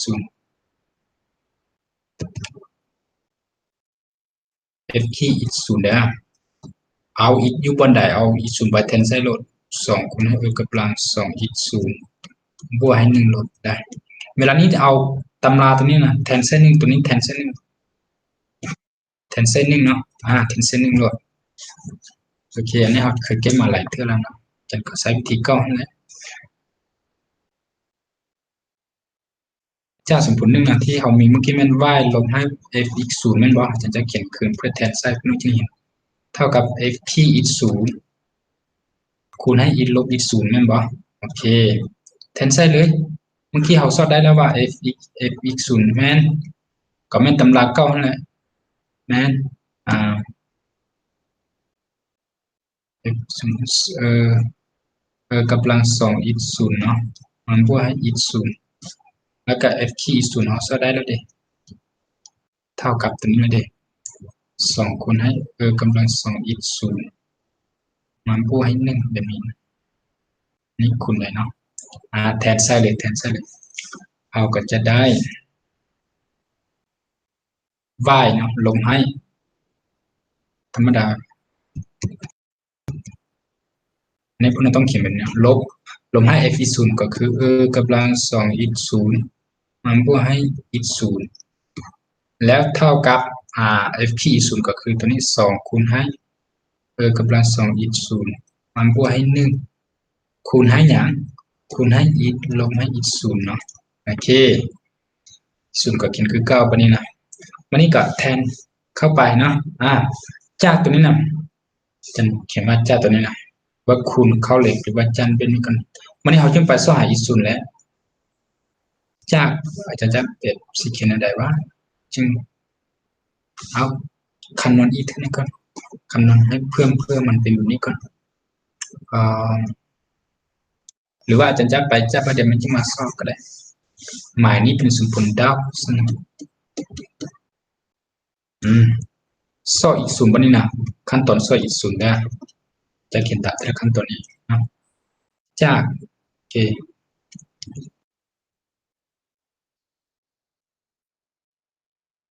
จากสมผลตัวนี้นะจากสมผล L นี้นะจากสมผล L ผ่านหรือว่าจะเขียนไม่ใช่ตัวนี้ก็ได้โซ่อีก0เนาะน้องก็จะเป็นจากสมผล L โอเค y ลบตัวเก่านั่นแหละเนาะแต่อาจารย์จะเขียนเพิ่มเพื่อเป็นขั้นตอนในการเก็บให้พวกน้องซื่อๆดอกธรรมดาบ่ได้เขียนหลายเทื่อแบบนี้เนาะบวกให้1คูณให้อีกลบให้อีก0เนาะแต่อาจารย์จะเก็บไปอธิบายเมื่อพวกน้องไปตอนคืนพวกน้องจะเข้าใจซื่อๆผ่านเม็ด0 อันนี้ก็คือเม็ดเข้าเนาะโอเคผ่านเม็ด0เวลานี้เราก็แทนใส่เลยก็คือที่อาจารย์เคยบอกว่าสมผลสิ้นซื่ออย่างก็ตามเนาะเมื่อไปแทนหรือว่าสิ้นข้องก็ตามเนาะเมื่อไปผ่านเม็ดใดเม็ดหนึ่งเราสามารถเอาตัวภาษาไปแทนใส่บนอีกแล้วก็บน y เนาะจะสามารถตอบสนองขึ้นมาตัวนี้ได้เวลานี้เรารู้ได้ว่าเงื่อนไขตัวนี้เพิ่นบอกว่ามาไปผ่านเลยดิเพิ่งลดจงว่าสมผลสิ้นติดกับสิ้นข้องเลยผ่านเม็ดเนาะสิ้นติดก็คือได้มาจากเมื่อกี้เราคำนวณนั้นซื่อๆดังนั้นเวลานี้เราก็จากกรณีไปผ่านเม็ดนี้เราก็จะได้ เพราะฉะนั้นนี่กลายเป็นศูนย์เลยมาลบให้อันนี้อาจารย์จะคูณลบเข้าเลยนะก็จะกลายเป็นลบให้กำลังสองอีกศูนย์ลบให้อีกศูนย์แบบนี้ลบแล้วอันนี้ก็จะเท่ากับคูณเข้าลบเนาะหรือว่าอาจารย์จะปรับแบบนี้ถึงก่อนเนาะเพื่อน้องเห็นขั้นตอนของมันก็คือกำลังสองอีกศูนย์บวกให้หนึ่งแล้วมาคูณให้ลบได้อีกศูนย์แล้วละเนาะเพราะว่าอันนี้กลายเป็นศูนย์แล้วเนี่ยหรือว่าทั้งหมดเขียนใส่เดี๋ยวพวกน้องไปกดขึ้นพวกน้องจะงงได้เนาะต้องเขียนว่าศูนย์ลบให้อีกศูนย์นี่มันจึงบ่งงเนาะโอเคแล้วขั้นตอนต่อไปวันนี้เราจึงคูณเข้าเลยได้ศูนย์นี้บ่มีความหมายเราอาจารย์จะคูณลบเข้านี่เลยเนาะอันนี้ก่อนลบกำลังสองอีกศูนย์คือเก้ามาลบให้อีกศูนย์คือเก้าอันนี้เมื่ออาจารย์คูณเข้านะลบอีกศูนย์นี้คูณให้ตัวนี้ก็จะกลายเป็นสองอาจารย์จะกลายเป็นลบคูณบวกก็จะกลายเป็นลบเลยลบสองอีกศูนย์คูณให้กำลังสองอีกศูนย์แบบนี้แล้วตัวนี้ลบคูณให้บวกนี่ก็จะกลายเป็นลบอีกศูนย์แบบนี้เลยโอเคเราสังเกตเราขั้นตอนนี้นะสังเกตว่าลบอีกศูนย์กับลบอีกศูนย์นี่นะถ้าอาจารย์แยกขั้นฟ้ามันก็จะลบกันไปละโอเคยังเหลือตัวใดยังเหลือแต่ลบสองอีกศูนย์กำลังสองอีกศูนย์นี้อาจารย์ย้ายขั้นฟ้ามาเบื้องนี้หมดเนาะอันนี้ก็จะกลายเป็นสองบวกสองอีกศูนย์คูณให้กำลังสองอีกศูนย์ตัวนี้ลบคือเก้าได้ครับเพราะเอาย้ายมาเบื้องนี้ได้ลบสองอีกศูนย์เท่าศูนย์เพราะว่าอีกศูนย์กับอาจารย์ย้ายขั้นฟ้ากลายเป็นบวกอีกศูนย์ลบอีกศูนย์หมดไปนะยังเหลือแต่ศูนย์โอเคเอาวิธีการหาค่าของอีกศูนย์กับเนี่ยกำลังสองอีกศูนย์นี้เอาเป็นศูนย์คูณกำลังสองอีกศูนย์นี้เอาเป็นศูนย์คูณเนาะก็ยังเหลือแต่สองอีกเนาะลบให้หนึ่งเท่าศูนย์โอเคเรามีแล้วเนาะเรามีแล้วว่าสองกำลังอีกศูนย์กำลังอย่างก็ตามถ้าเป็นตัวหลักเป็นนี้นะมันเนี่ยกูศูนย์เรื่อยๆล่ะโอเคอันนี้ก็เป็นเหมือนกับจำนวนคงค่าใดหนึ่งเนาะเป็นเหมือนกับจำนวนคงค่าใดหนึ่งดังนั้นตัวนี้ก็จะเป็นไปซ่อเลยธรรมดาต้องเอาผลคูณเท่าศูนย์แล้วแต่ว่าตัวนี้นะเหมือนกับจำนวนจริงใดหนึ่งซื่อๆนะว่าเรามีแล้วกำลังเรามีแล้วเนาะโอเคกำลังอีกนี้ก็ได้สักพอยตรงนี้เนี่ยคูณศูนย์เรื่อยๆเนาะแต่ต้องว่านี้เนี่ยคูณหนึ่งเนี่ยคูณศูนย์แล้วก็นี้ต้องตั้งหนึ่งได้โอเคแต่นี่นะเอาแล้วนะเวลานี้นะนี่ก็คือสองจุดปลายแล้วมันแยกคูณหนึ่งแล้ว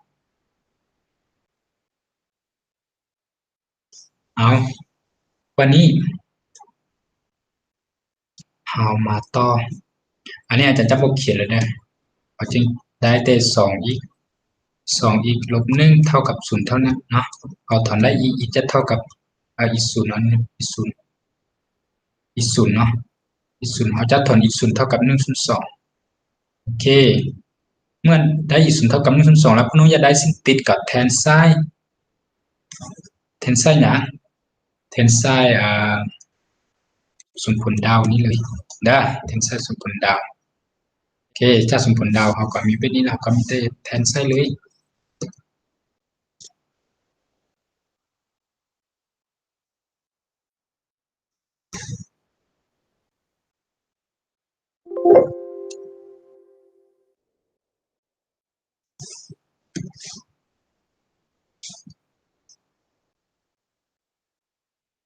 โอเค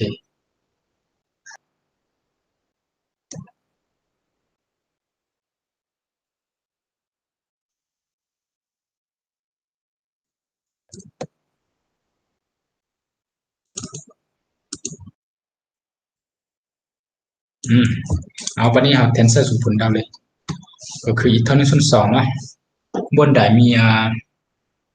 อีกศูนย์แล้วก็แทนไซน์เลยก็จะได้จากผลนั้น y ส่วนผลของเรา y ลบให้กำลังอย่างกำลัง2คูณให้1 ส่วน 2เนาะบวกให้1 ส่วน 2อีกศูนย์ของเราเท่า1 ส่วน 2เลยดิอันนี้ต้องลบเนาะเท่ากับอันนี้ก็จะกลายเป็น2คูณให้กำลัง2คูณ1 ส่วน 2บวกให้1ในลบให้1 ส่วน 2เนาะแบบนี้ กับคำนวณแบบง่ายๆเลยต่อไปนะก็คือ2คูณ2มันไป2คูณ2เนาะเวลานี้เราก็จะได้ว่ามีสมผลเป็นว่าลบให้คูณเข้าลบอันนี้ก็จะกลายเป็นลบกำลัง1เนาะอันนี้คูณเข้าก็จะกลายเป็นลบ1ส่วน2โอเคอันนี้ก็จะเท่ากับ2เนาะแต่อาจารย์จะคูณเข้าเลยนะอาจารย์จะคูณอีกเข้าทีละตัวเลย หรือว่าคุณเขียนแบบนี้ก่อนก็ได้2แบบนี้แล้วจะมาคูณให้อีกลบ1ส่วน2แบบนี้เพื่อคุณน้องบ่งงเนาะเราก็จะได้ y ลบให้มาลบให้1ส่วน2วันนี้คุณเข้าไปนี่นะอีกคุณใส่2นี่ก็จะกลายเป็น2อีกคุณใส่1นี่ก็จะกลายเป็นบวกให้อีกวันนี้เอาลบ1ส่วน2ไปคุณวันนี้ลบ1ส่วน2คุณให้2นี่ก็จะกลายเป็นลบเนาะเพราะว่า2คูณ2มันไปแล้วลบ1ส่วน2คูณให้บวก1นี่ก็จะกลายเป็นลบ1ส่วน2เนาะแต่น้องสังเกตลบน้องมีลบ1ส่วน2อีกเบอร์นี้กับลบ1ส่วน2เบอร์นี้ถ้าเอาแยกขั้นฟ้ามันก็จะลบกันไปเนาะแล้วก็ลบกับลบก็คือกันเนาะอันแยกขั้นฟ้ามันก็จะหมดไปคือกันโอเคดังนั้นสมผลสิ้นสุดของเราก็คือสมผลสิ้นติดของเราก็คือ y เท่ากับเอาเนี่ยอีกว่าเป็นส่วนคูณเราก็จะได้2บวกให้1คูณให้อีกเนาะอันนี้ก็คือสมผลสิ้นติดเนาะสมผลสิ้นติดของเราได้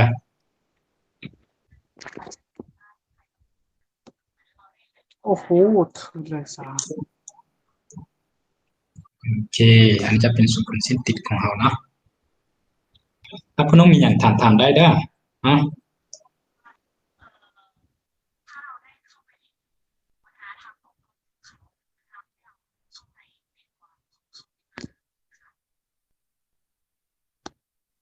ผมมีแล้ว เข้าใจแล้วอา อา จา จาร ร ย์ ย์ บ่มีแล้วเนาะโอเค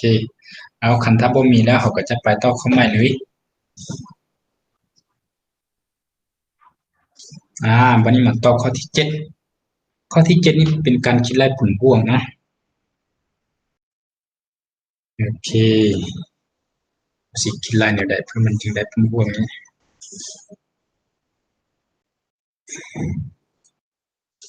เอาผลบวกนี้ก็ทำอิฐนะทำอิฐอาจารย์อยากให้พวกน้องคันห้าจะพูดก่อนนะถ้าพวกน้องเจอบทเรียนลักษณะแบบนี้นะได้คันห้าจะพูดก่อนโหลดแล้วเราจึงมาสังเกตเอาก็ได้เอาเรามีแบบนี้ก่อนอาจารย์จะเขียนว่าแบบนี้ก่อน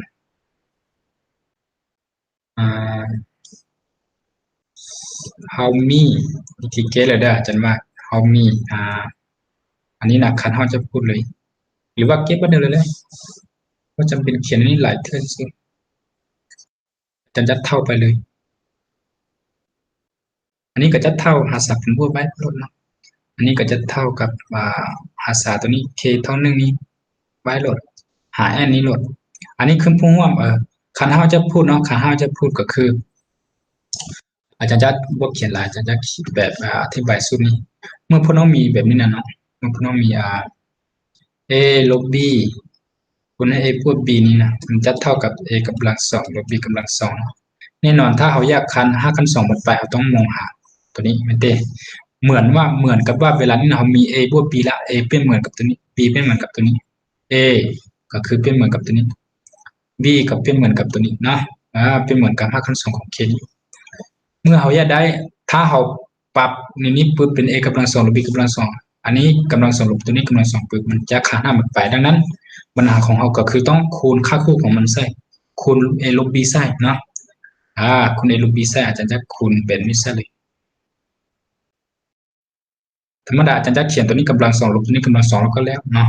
แต่ว่าถ้าสิเขียนให้พวกน้องเข้าใจก็ต้องแบบนี้แหละต้องได้เขียนแบบนี้ก่อนแหละเนาะต้องคูณตัวลบใส่คูณตัวลบกับคูณ a ลบ b ใส่นี่ต้องลบ5คัน2ของ k เอาคูณเส้นลุ่มต้องคูณเส้นถึงนามเนาะตัวนี้ต้องคูณเส้นถึงนามหมายความว่าตัวนี้ไปคูณ1ก็จะออกตัวนี้คือ9เนาะเราก็จะได้เขียน5คัน2ของ k บวกให้2ลบ5คัน2ของ k เนาะโอเคเอาเวลานี้พวกน้องสังเกตปุ๊บ a ลบ b คูณ a บวก b เท่า a กำลัง2ลบ b กำลัง2นะ a ลบ b คูณ a บวก b มันก็จะเท่า a กำลัง2ลบ b กำลัง2คือกันมันก็จะเท่าแบบนี้คือกันเลย k เท่ากับ1 n นะแล้วอันนี้ก็จะกลายเป็นk บวกให้2ธรรมดาจะเขียนแบบนี้เลยเนาะแต่ย้ำน้องย้ำอันบางน้องที่ยังบ่ทันนี่ก็จะเขียนแบบนี้ก่อนซะเพื่อพี่น้องเห็นว่ามันคันหันแนวใดแท้เนาะมันคับแบบนี้แหละเนาะแล้วทางถึงนี้ก็หาสาไปคือ9 k บวกให้2ลบขั้น2ของ k แบบนี้คือ9วันนี้ตัวลุ่มก่อนยังเหลือเต้ตัวลุ่มก่อนยังเหลือเต้ k เท่า1นี้n เนาะ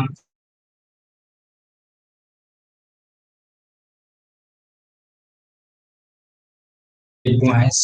2ลบขั้น2ของ k เนาะ k ลบ k หมดไปเนาะโอเคยังเหลือเต้2ได้ยังเหลือเต้2แต่ว่า2นี่นะอาจารย์จะแยกออกนอกประเด็นเลยก็คืออาจารย์จะแยกมาแบบนี้เลยได้โอเคถ้าน้องใดพอเข้าใจก็เดี๋ยวอาจารย์จะอธิบายเป็นให้เนาะอันนี้ก็ k เท่า1เฮา n เนาะอันนี้ก็ยังเหลือเต้อันนี้ยังเหลือเต้2แล้วนะเฮาแยก2แล้วยังเหลือเต้ขั้น2ของ k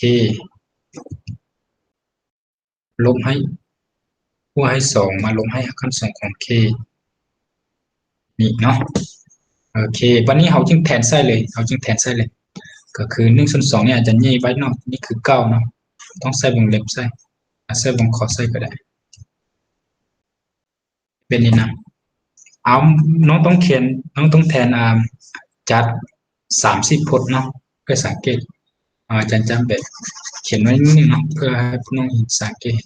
อาจารย์จะเขียนทางเต็มเท่า1/2เนาะอาจารย์จะแยก1/2เนาะอาจารย์จะใส่วงขอใส่เราต้องเอาkเท่า1เมื่อkเท่า1ไปแทนใส่บนนี้เนาะเมื่อkเท่า1แทนใส่บนนี้พี่น้องจะสังเกตว่าถึงว่าเราจะเขียนพวกนี้สังเกตแล้วจะเขียนทีละพจน์เดี๋ยวพี่น้องจะคัดถึงลงรูปนี้ก็ได้นะแต่เวลานี้อาจารย์จะแบบแทนแบบนี้แล้วก็คัดไปตามรวมนวลเลยเนาะคัดไปตามรวมนวลเลยมันจึงบ่ได้เขียนอะไรอาจารย์ก็จะแทน k เท่า1แทน k เท่า1ใส่อันนี้จะกลายเป็น5ขั้น2ของ3เนาะลบให้5ขั้น2ของ1แบบนี้ต้องแทน1เมื่อแทน2มานี่นะเมื่อแทน2ต้องบวกได้ผลบวกเด้ต้องบวกเนาะผลบวกเมื่อ k เท่า2แทน2ใส่อันนี้ก็จะกลายเป็น5ขั้น2ของ4มาลบให้5ขั้น2ของ2แบบนี้เมื่อ k เท่า3อันนี้ก็จะกลายเป็น3บวก2กลายเป็น5ลบให้5ขั้น2ของ3เนาะเอานี้บ่พอที่อาจารย์จะบ่เอาตามลงนี้เนาะหรือว่าเอาก็ได้เป็นไงแล้วก็เมื่อ k เท่า3เมื่อ k เท่า4เอาเมื่อ k เท่า4อีกเนาะเดี๋ยวจะเขียน2แถวนี้ก็ได้เมื่อ k เท่า4มันก็จะบวก5ขั้น2ของ6เนาะ4บวก2ออกเลยลบ5ขั้น2ของ4นะเดี๋ยวนี้เราสังเกตแล้วว่าคัดตัวนี้คัดอย่างอีกตัวนึงเอาเมื่อ k เท่า5เนาะเมื่อ k เท่า5เอาอีกทีนึงอันนี้ก็จะกลายเป็น5ขั้น2ของ7นะอันนี้7ลบ5ขั้น2ของ5 k เมื่อ k เท่า6ก่อนซะ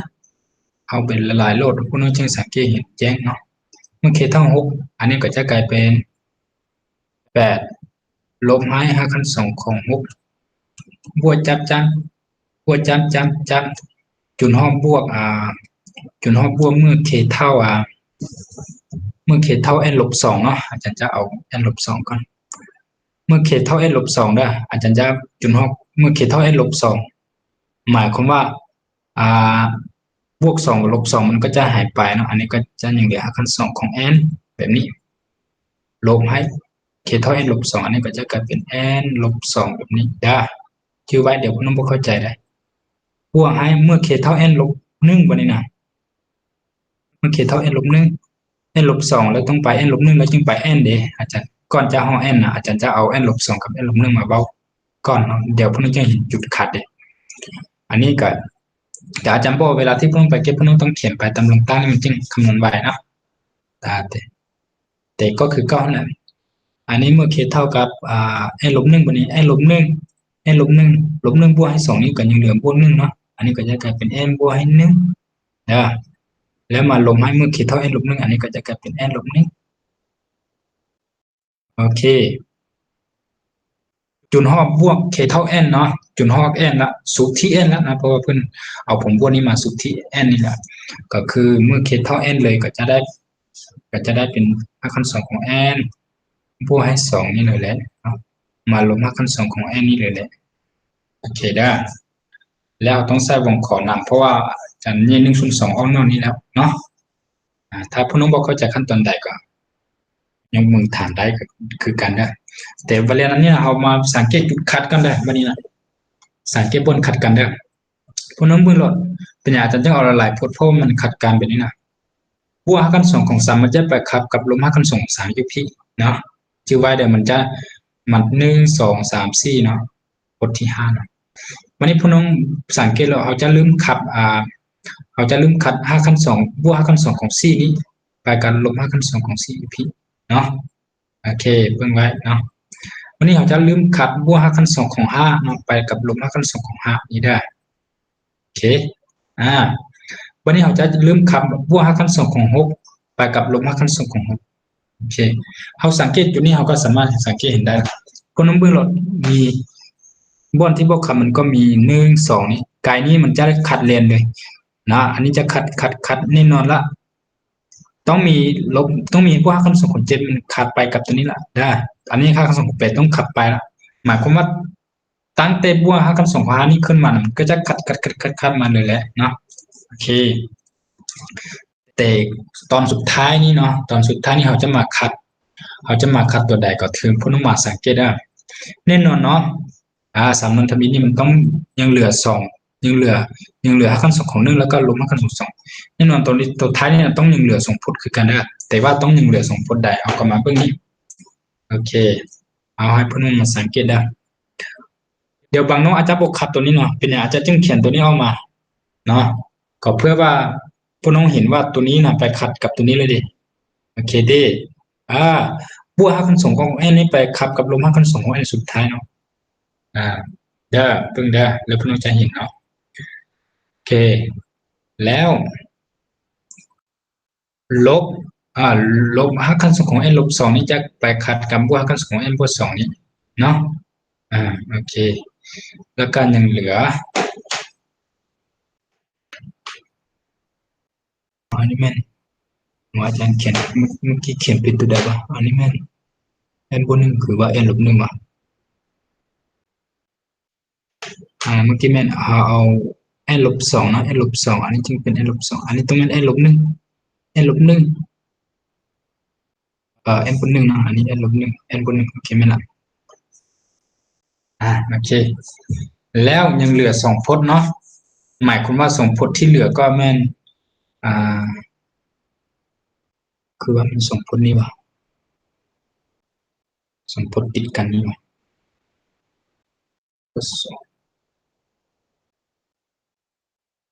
อาจารย์ขับผิดเนาะอาจารย์ขับผิดวันนี้โอเคอันนี้บนกับอันนี้มันบวกกับลบขัดได้นะโอเคสังเกตผิดแล้วตัวนี้ขับโอเมนขับตัวนี้เนาะโอเคเอาสังเกตไหมอาจารย์จะบอกให้วิธีการสังเกตมันนะหมายความว่าเราลืมขับตัวบวกกับไปกับตัวลบไม่ได้เราน้องสังเกตเห็นดิตัวบวกกับไปตัวลบคล้ายๆคือกับห้องผลนี้นะคล้ายๆคือกับผลนี้ได้ผลนี้พวกน้องเทียบโลก5ขั้น2ของ n กับลบ5ขั้น2ของ n เป็นเหมือนกับ5ขั้น2ของ3กับลบ5ขั้น2ของ3นี้นะโอเคพวกน้องสังเกตเห็นบ่แล้วต่อไปนี้ต้องยังเหลือลบอันนี้เหลือลบ5ขั้น2ของ1เนาะโอเคดังนั้นผลนี้นะผลนี้มันบ่มีผลคัดอยู่แล้วธรรมดาต้องขับแบบนี้ต้องขัดพจน์นี้ไปกับพจน์นี้เนาะพจน์นี้ไปกับลบพจน์นี้โอเคแล้วพวกน้องมาสังเกตเนาะก่อนจะมาฮอดนี้นะต้องมีอีกพจน์นึงอยู่นี่นะขัดกับพจน์นี้ไปแล้วเด้อน้องเลยสังเกตพวกน้องสังเกตนี่โอเคสังเกตจุดนี้ก็ได้ เฮาคัน5คัน2ของ3กับลบ5คันของ3นะคัน5คัน2ของ4กับ5คัน24นี้แต่ว่ากายนั้นมันจะคันเรียนเลยเนาะ5คัน2ของ6มันก็จะขับกับลบ5คัน2ของ6เนาะโอเคดังนั้นต้องที่ว่ามันขัดตัวบวกไปกับตัวลบได้แต่ก่อนจะเฮาลบ2 n ลบ2นี่มันต้องมี n บวก2อยู่นี่ล่ะไปขัดกับ n ลบ2นี่ล่ะได้ที่ไว้แบบนี้เนาะโอเคแล้วตัวนี้น่ะตัวนี้ก็คือกันเนาะก่อนจะเฮาอันนี้มี n ลบ1ได้ก่อนจะเฮา n บวก1นี่มันต้องมี n ลบ1อยู่นี่ล่ะเนาะต้องมี n ลบ1นี่ไปขัดกัน n ลบ1อยู่นี่แล้วเนาะโอเคเพราะว่าเฮาลืมขัดตัวบวกไปกับตัวลบเด้ลืมขัดตัวบวกไปกับตัวลบเด้แน่นอนเนาะมันต้องตัวลบที่อยู่เบื้องหลังนี่มันต้องถูกคำหมดเพราะตัวบวกที่อยู่เบื้องหน้านี่มันถูกคำหมดแล้วเด้แสดงว่าตัวที่ยังเหลืออยู่เบื้องหลังนี่ก็คือตัวที่ถูกคัดอยู่เบื้องหลังนี่ก็คือตัวลบเนาะที่ถูกคำหมดเลยหรือว่าให้พวกน้องสังเกตง่ายเอาลืมขัดตัวบวกไปกับตัวลบแน่นอนเนาะมันต้องมีตัวบวกมาขัดกับตัวลบต้องมีตัวบวกมาขัดกับตัวลบนะตัวนี้เป็นอย่างเขาบ่ได้ขัด n บน1กับ n บน2นี่นะธรรมดามันมีตัวต่อไปนี่นะเราต้องได้ขัดอะไรเนาะเราต้องได้ขัดเพราะว่าต้องลืมขัดตัวบวกไปกับตัวลบแน่ต้องลืมขัดตัวบวกไปกับตัวลบแต่ว่าตัวลบมันต้องอยู่ไกลมันประมาณ5 พจน์เนาะหรือว่า30 พจน์นั่นแหละดังนั้นถือว่า n บน1กับ n บน2นี่บ่มีพจน์ต่อไปจะขัดละมันสิ้นสุดพจน์ที่ n แล้วโอเคเขาก็จะสุดท้ายยังเหลือพจน์นี้ได้ว่าสุดท้ายก็ยังเหลือพจน์ n บน1นี้กับ n บน2นะอาจารย์เขียนเรียงแบบนี้อาจจะสังเกตง่ายๆสังเกตยากนิดนึงสิเนาะเมื่อพวกน้องเขียนไปตามลงตั้งโหลดพวกน้องจะพยายามสังเกตแต่ว่ามันก็ขัดคือกันนั่นแหละโอเค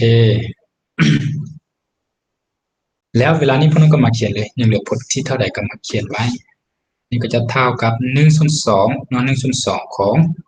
น้องก็เขียนไว้คือเก่าโหลด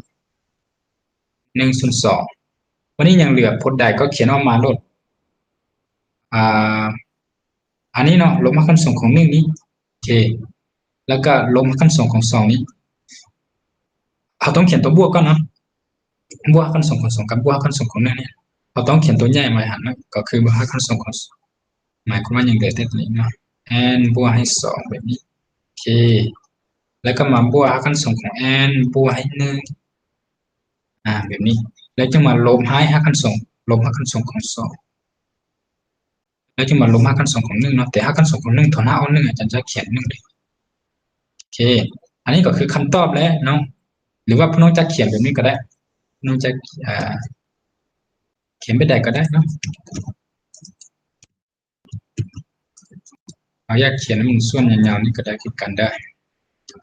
คัน2ของ n บวกให้2มาบวก5คัน2ของ n บวกให้1แบบนี้มาลบ5คัน2ของ2มาลบ1ส่วนให้2อันนี้ก็คือคำตอบเลยได้โอเคข้อนี้ก็มีได้เท่านี้แหละเนาะบ่มีอย่างเนาะบ่มีอย่างยากแต่ว่ามันอาจจะสับสนนิดนึงในการที่ว่าพวกน้องจะมาขัดตัวทางหลังนี่ซื่อเนาะแต่ว่าอาจารย์อธิบายคือว่าการที่พวกน้องจะขัดตัวหลังนี่นะก็คือต้องสังเกตจากพจน์ทางหน้านี้เนาะเอาเริ่มขับตัวบวกไปกับตัวลบได้เริ่มขับตัวบวกไปกับตัวลบโอเคหมายความว่าเขายังส่งค่าเนาะยังส่งพจน์ที่เป็นค่าลบแน่นอนทางหลังต้องยังส่งพจน์ที่เป็นค่าบวกที่บวกถือขัดเพราะว่ามันต้องมีบวกลบแดงโอเคแล้วมันจะเป็นลักษณะแบบนั้นเนาะยังเหลือลบตัวทางหลังต้องยังเหลือบวกหรือจึงง่ายๆเอาลืมขัดตัวบวกไปกับตัวลบแน่นอนเนาะพอดขั้นตอนนี้นะก่อนจะเอาตัวลบนี้นะต้องมีตัวบวกอยู่ทางหน้านี้แล้วเฉพาะพวกนี้นะหรือสังเกตง่ายๆขนาดนี้5คัน2ของ n ยังไปขัดกับลบ5คัน2 n อยู่พี่แล้วเนาะ2ตัวนี้แน่นอนบนเหลือละเพราะ2ตัวนี้ยังน้อยกว่า n เนาะเพราะ n เป็นค่าที่ใหญ่สุดแล้วยังถือขัดไปแล้วเนาะยังถือขัดไปแล้วแน่นอน2ค่านี้นะยังน้อยกว่า n แน่นอนต้องถือขัดแล้วนะมันจะหอดพวกนี้นะโอเคดังนั้นมันจึงขัดตัวลบไปนะสุดท้ายยังเหลือตัวพวกซึ่งและอันนี้จะเป็นคำตอบเลยน้องใดมีอย่างสิถามบ่มีอย่างถามได้เด้อ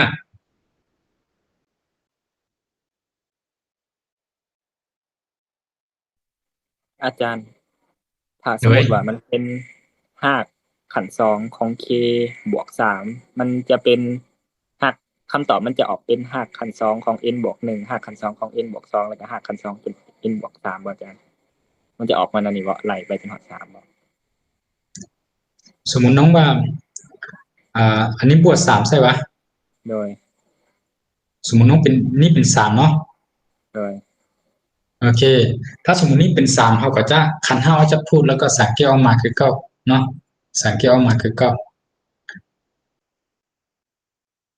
สมมุติเราเอาเป็น3โลดเนาะลองเอาเป็น3โลด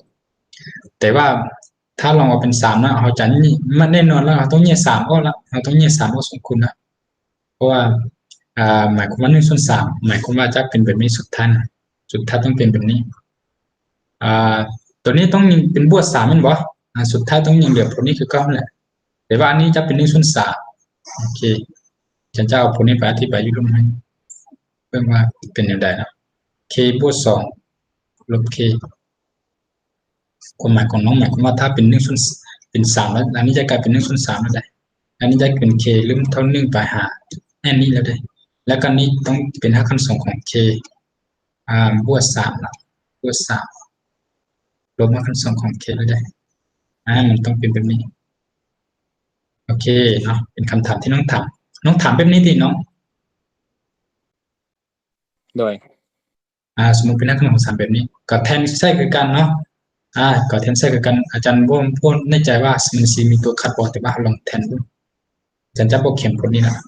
อาจารย์จะเขียนแต่ตัวนี้ก็คือเมื่อ k เท่า1เนาะเมื่อ k เท่า1มันก็จะได้เป็นค่าคันส่งของ c รวมค่าคันส่งของ1แบบนี้เมื่อ k เท่า2เมื่อ k เท่า2ก็จะไปเป็นค่าคันส่งของ5รวมค่าคันส่งของ2เมื่อ k เท่า3เนาะเมื่อ k เท่า3ก็จะกลายเป็นค่าคันส่งของ6รวมค่าคันส่งของ3เมื่อ k เท่า4ก็จะบวกให้ค่าคันส่งของ7รวมค่าคันส่งของ4เมื่อ k เท่า5เราต้องเอาหลายผลนิดนึงคันทับระยะห่างหลายต่อไปแล้วเราต้องหลายผลนิดนึงจริงๆนะเมื่อ k เท่า5อันนี้ก็จะเป็นค่าคันส่งของ8มีอยู่ตัวคันนะแต่ว่าเขาจะคัดแบบน่าจะยังเหลือ3ผลนะตามอาจารย์คิดคันทับบวก3บวก4น่าจะยังเหลือ10ผลซื่อๆ k เท่า5เนาะนี่ก็จะเป็น5เมื่อ k เท่า6ก็จะกลายเป็น9รวมค่าคันส่งของ6เมื่อ k เท่า7ก็ต้องบวกอันนี้เป็น10เนาะอันนี้เป็นลบ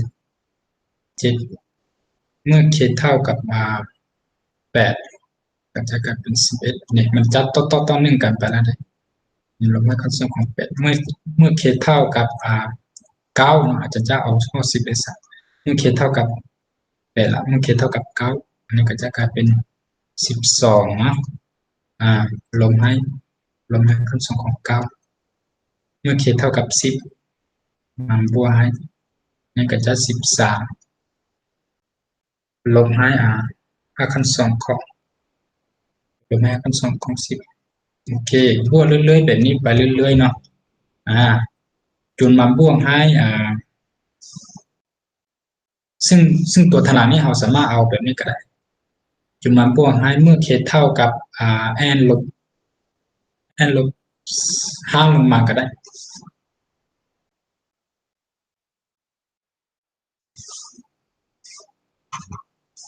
มันมีตัวคัดคือกันแต่ว่าเมื่อ k เท่า n ลบ5เนาะ k เท่า n ลบ5อันนี้ก็จะกลายเป็น n ลบ5เนาะลบ5บวก3ก็จะยังเหลือลบ2อันนี้ก็จะกลายเป็น n ลบ2บวกให้อันนี้เป็น n ลบ5บวกให้อันนี้เมื่อ k เท่า n ลบ4อันนี้ก็จะกลายเป็นลบ4บวก1กลายเป็นลบ1เนาะ n ลบ1อันนี้บวกให้ n ลบ4เมื่อ k เท่าn เมื่อ k เท่า n ลบ3วันนี้นะอันนี้ก็จะกลายเป็นค่าคันส่งของ k และละค่าคันส่งของ n ละ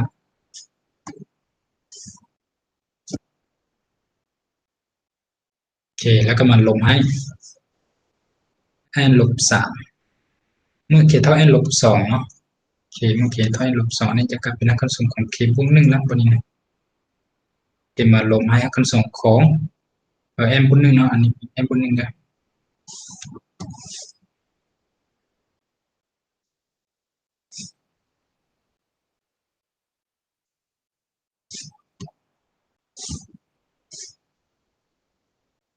n บวกให้1อันนี้มันเมื่อเขตเท่า n ลบ2 n ลบ2อันนี้เมื่อเขตเท่า n ลบ1บัดนี้นะ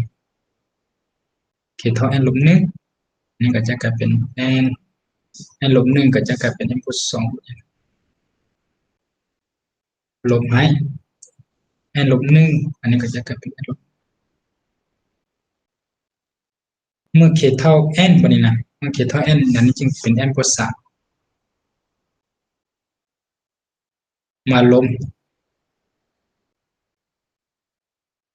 ให้5กัน2ของ n เนาะโอเคเอาจึงสังเกตก็คือการมันก็มีตัวขัดคือกันเนาะแต่ว่าน้องจะสังเกตเห็นว่าเราลืมขับพจน์ที่1เนาะไปกับพจน์นี้ได้โอเคลืมขับกับพจน์ที่2ไปกับพจน์นี้เนาะโอเคแล้วก็ลืมขับตัวนี้ไปกับตัวนี้ก็ยังเหลือ3พจน์เนาะก็คือที่อาจารย์ว่าถ้าบวก3เราต้องยังเหลือ3พจน์แน่นอนละแล้วพี่น้องสังเกตแล้วยังเหลือพจน์ตั้งแต่-1 -2 -3นี่แหละ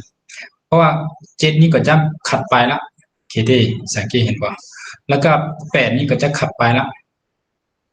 มันจะขับไปเรื่อยๆแบบนี้ล่ะน้องสังเกตเราตั้งแต่7นี่ลงมานี่มันจะขัดเลนติดเลย9นี่คือขัดไปแล้วดินี่โอเคดิ10นี่ก็คือขับไปแล้วดิ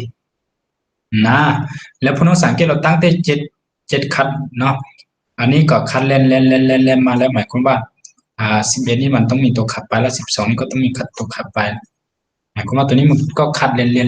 ลยเนาะหมายความว่าถ้าเป็นเคสบวก3ต้องยังเหลือ3พจน์ทำอีกก็คือ1 2 3เนาะโอเคแล้วให้เราสังเกตง่ายๆลงเราลืมขัดตัวบวกไปกับตัวลบลืมขับตัวบวกไปกับตัวลบนะจึงง่ายๆเลยซึ่งตัวสุดท้ายนี่ก็ต้องยังเหลือแบบนี้ตัวนี้กับตัวนี้มันจะหมดไปละโอเคบวกกันของ n กับลบกันของ n ต้องหมดไปละได้มันจะเป็นแบบนี้เนาะแล้วก็ตัวนี้กับตัวนี้มันก็หมดไปละโอเคจึงง่ายๆเนาะหมายความว่าตัวแน่นอนละเราลืมขับตัวบวกไปกับตัวลบแล้วเราลืมขับตัวบวกไปกับตัวลบพอดีอันนี้นะสังเกตลงว่าจะยังเหลือพจน์ใดอันนี้แม้นตัวบวกไปกับตัวลบแน่นอนเนาะตัวบวกไปกับตัวลบเอาเขียนไปนี่มันยากสับสนมันพึ่ง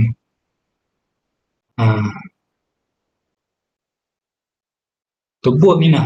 ไปกับตัวลบนี้อีกเนาะโอเคตัวบวกนี่ไปกับตัวลบนี้อีกแล้วมีบ่ตัวนี้นะตัวบวกนี้ธรรมดาต้องมีอยู่นี่นะคันถ้าบ่มีแล้วก็ถือว่าบ่ได้ขัดขัดลบขัดก่อนจะเอาตัวนี้ต้องถือขัดละโอเคเพราะว่าตัวบวกขับไปกับตัวลบน้องถามตัวไหนบ่เนาะ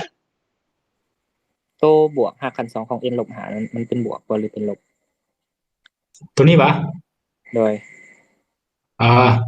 ตัวนี้เมื่อกี้อาจารย์ว่าเมื่อเอา n เท่า n ลบ5เนาะโอเคอาจารย์บางทีอาจารย์เขียนเครื่องหมายพี่น้องอาจารย์ต้องขึ้นเนาะลบโอเคลบได้เนาะ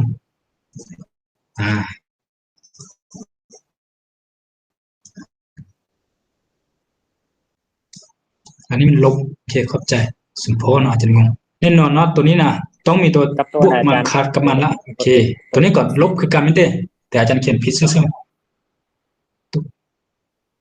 ตัวนี้ก็ต้องลบคือกันไม่บ่โดยตัวนี้ก็ลบคือกันแหละแต่ว่าอาจารย์เขียนผิดเพราะว่าเครื่องหมายของมันเป็นลบนะเมื่อกี้อาจารย์ก็เลยเปลี่ยนเขียนเป็นบวกซึ่งแต่ก่อนจะให้ลบสิ้นมันต้องมีให้ลบ CUP มาคัดกับตัวนี้แหละเนาะเพราะว่าเขาลืมคัดตัวบวกกลับไปกับตัวลบเนี่ยแต่ว่าตัวสุดท้ายนี่เขาพูดมาสังเกตแล้วเขาลืมคัดตัวนี้ไปกับตัวนี้ละแล้วก็ลืมคัดนี้ไปกับตัวนี้หมายความว่าต้องยังเหลือ3พจน์เนาะก็คือยังเหลือพจน์นี้ได้แล้วก็พจน์นี้แล้วก็พจน์นี้เนาะพจน์นี้บ่มีตัวคัดเนาะหรือว่ามีวะพจน์ทางหลังนะอย่างนี้พจน์นี้เด้ไม่ละโอเค ยังเหลือพจน์นี้แล้วก็พจน์นี้เนาะ3พจน์ที่ว่าเรียนกันโอเคบ่หมายความว่ายังเหลือ m บวก3 m บวก2 m บวก1ซึ่งให้เบิ่งง่ายๆแหละก็คือกับเมื่อกี้เบิ่งถึงนี้เนาะยังเหลือลบยังเหลือ1 2 3แน่นอนนี่ก็ต้องยังเหลือ m บวก1 m บวก2 m บวก3ซื่อความหมายของมันก็จะห่างกันลักษณะแบบนั้นซื่ออันนี้ยังเหลือลบ3พจน์สุดท้ายต้องยังเหลือบวก3คนเนาะเพราะว่าธรรมดาเขาคัดบวกกันลบเด้แต่สุดท้ายยังทำบิดนี้เขายังเหลือ3พจน์ลบเนาะสุดท้ายก็ต้องยังเหลือ3พจน์บวกโอเคบ่เนาะ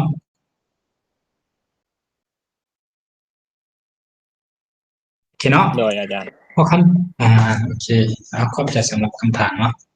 ถือว่าเห็นให้เราก็เมื่อเจอแบบนี้ก็เข้าใจง่ายๆว่าถ้า k บวก2ต้องยังเหลือ2พจน์เนาะ2พจน์ทมิตแล้วก็2พจน์สุดท้าย k เท่า3ก็ต้องยังเหลือ3พจน์ทมิต3พจน์สุดท้ายซึ่งเมื่ออันนี้จะเป็น k บวก4ก็ต้องยังเหลือ4พจน์ทมิต4พจน์สุดท้ายเนาะแต่ว่าอาจารย์สังเกตเนี่ยแล้วสูงสุดญี่ปุ่นอาจจะออกมาลักษณะเป็นนี่ล่ะสูงสุดก็คือ k บวก3เนาะโอเคเอามีอย่างสิถามอีกบ่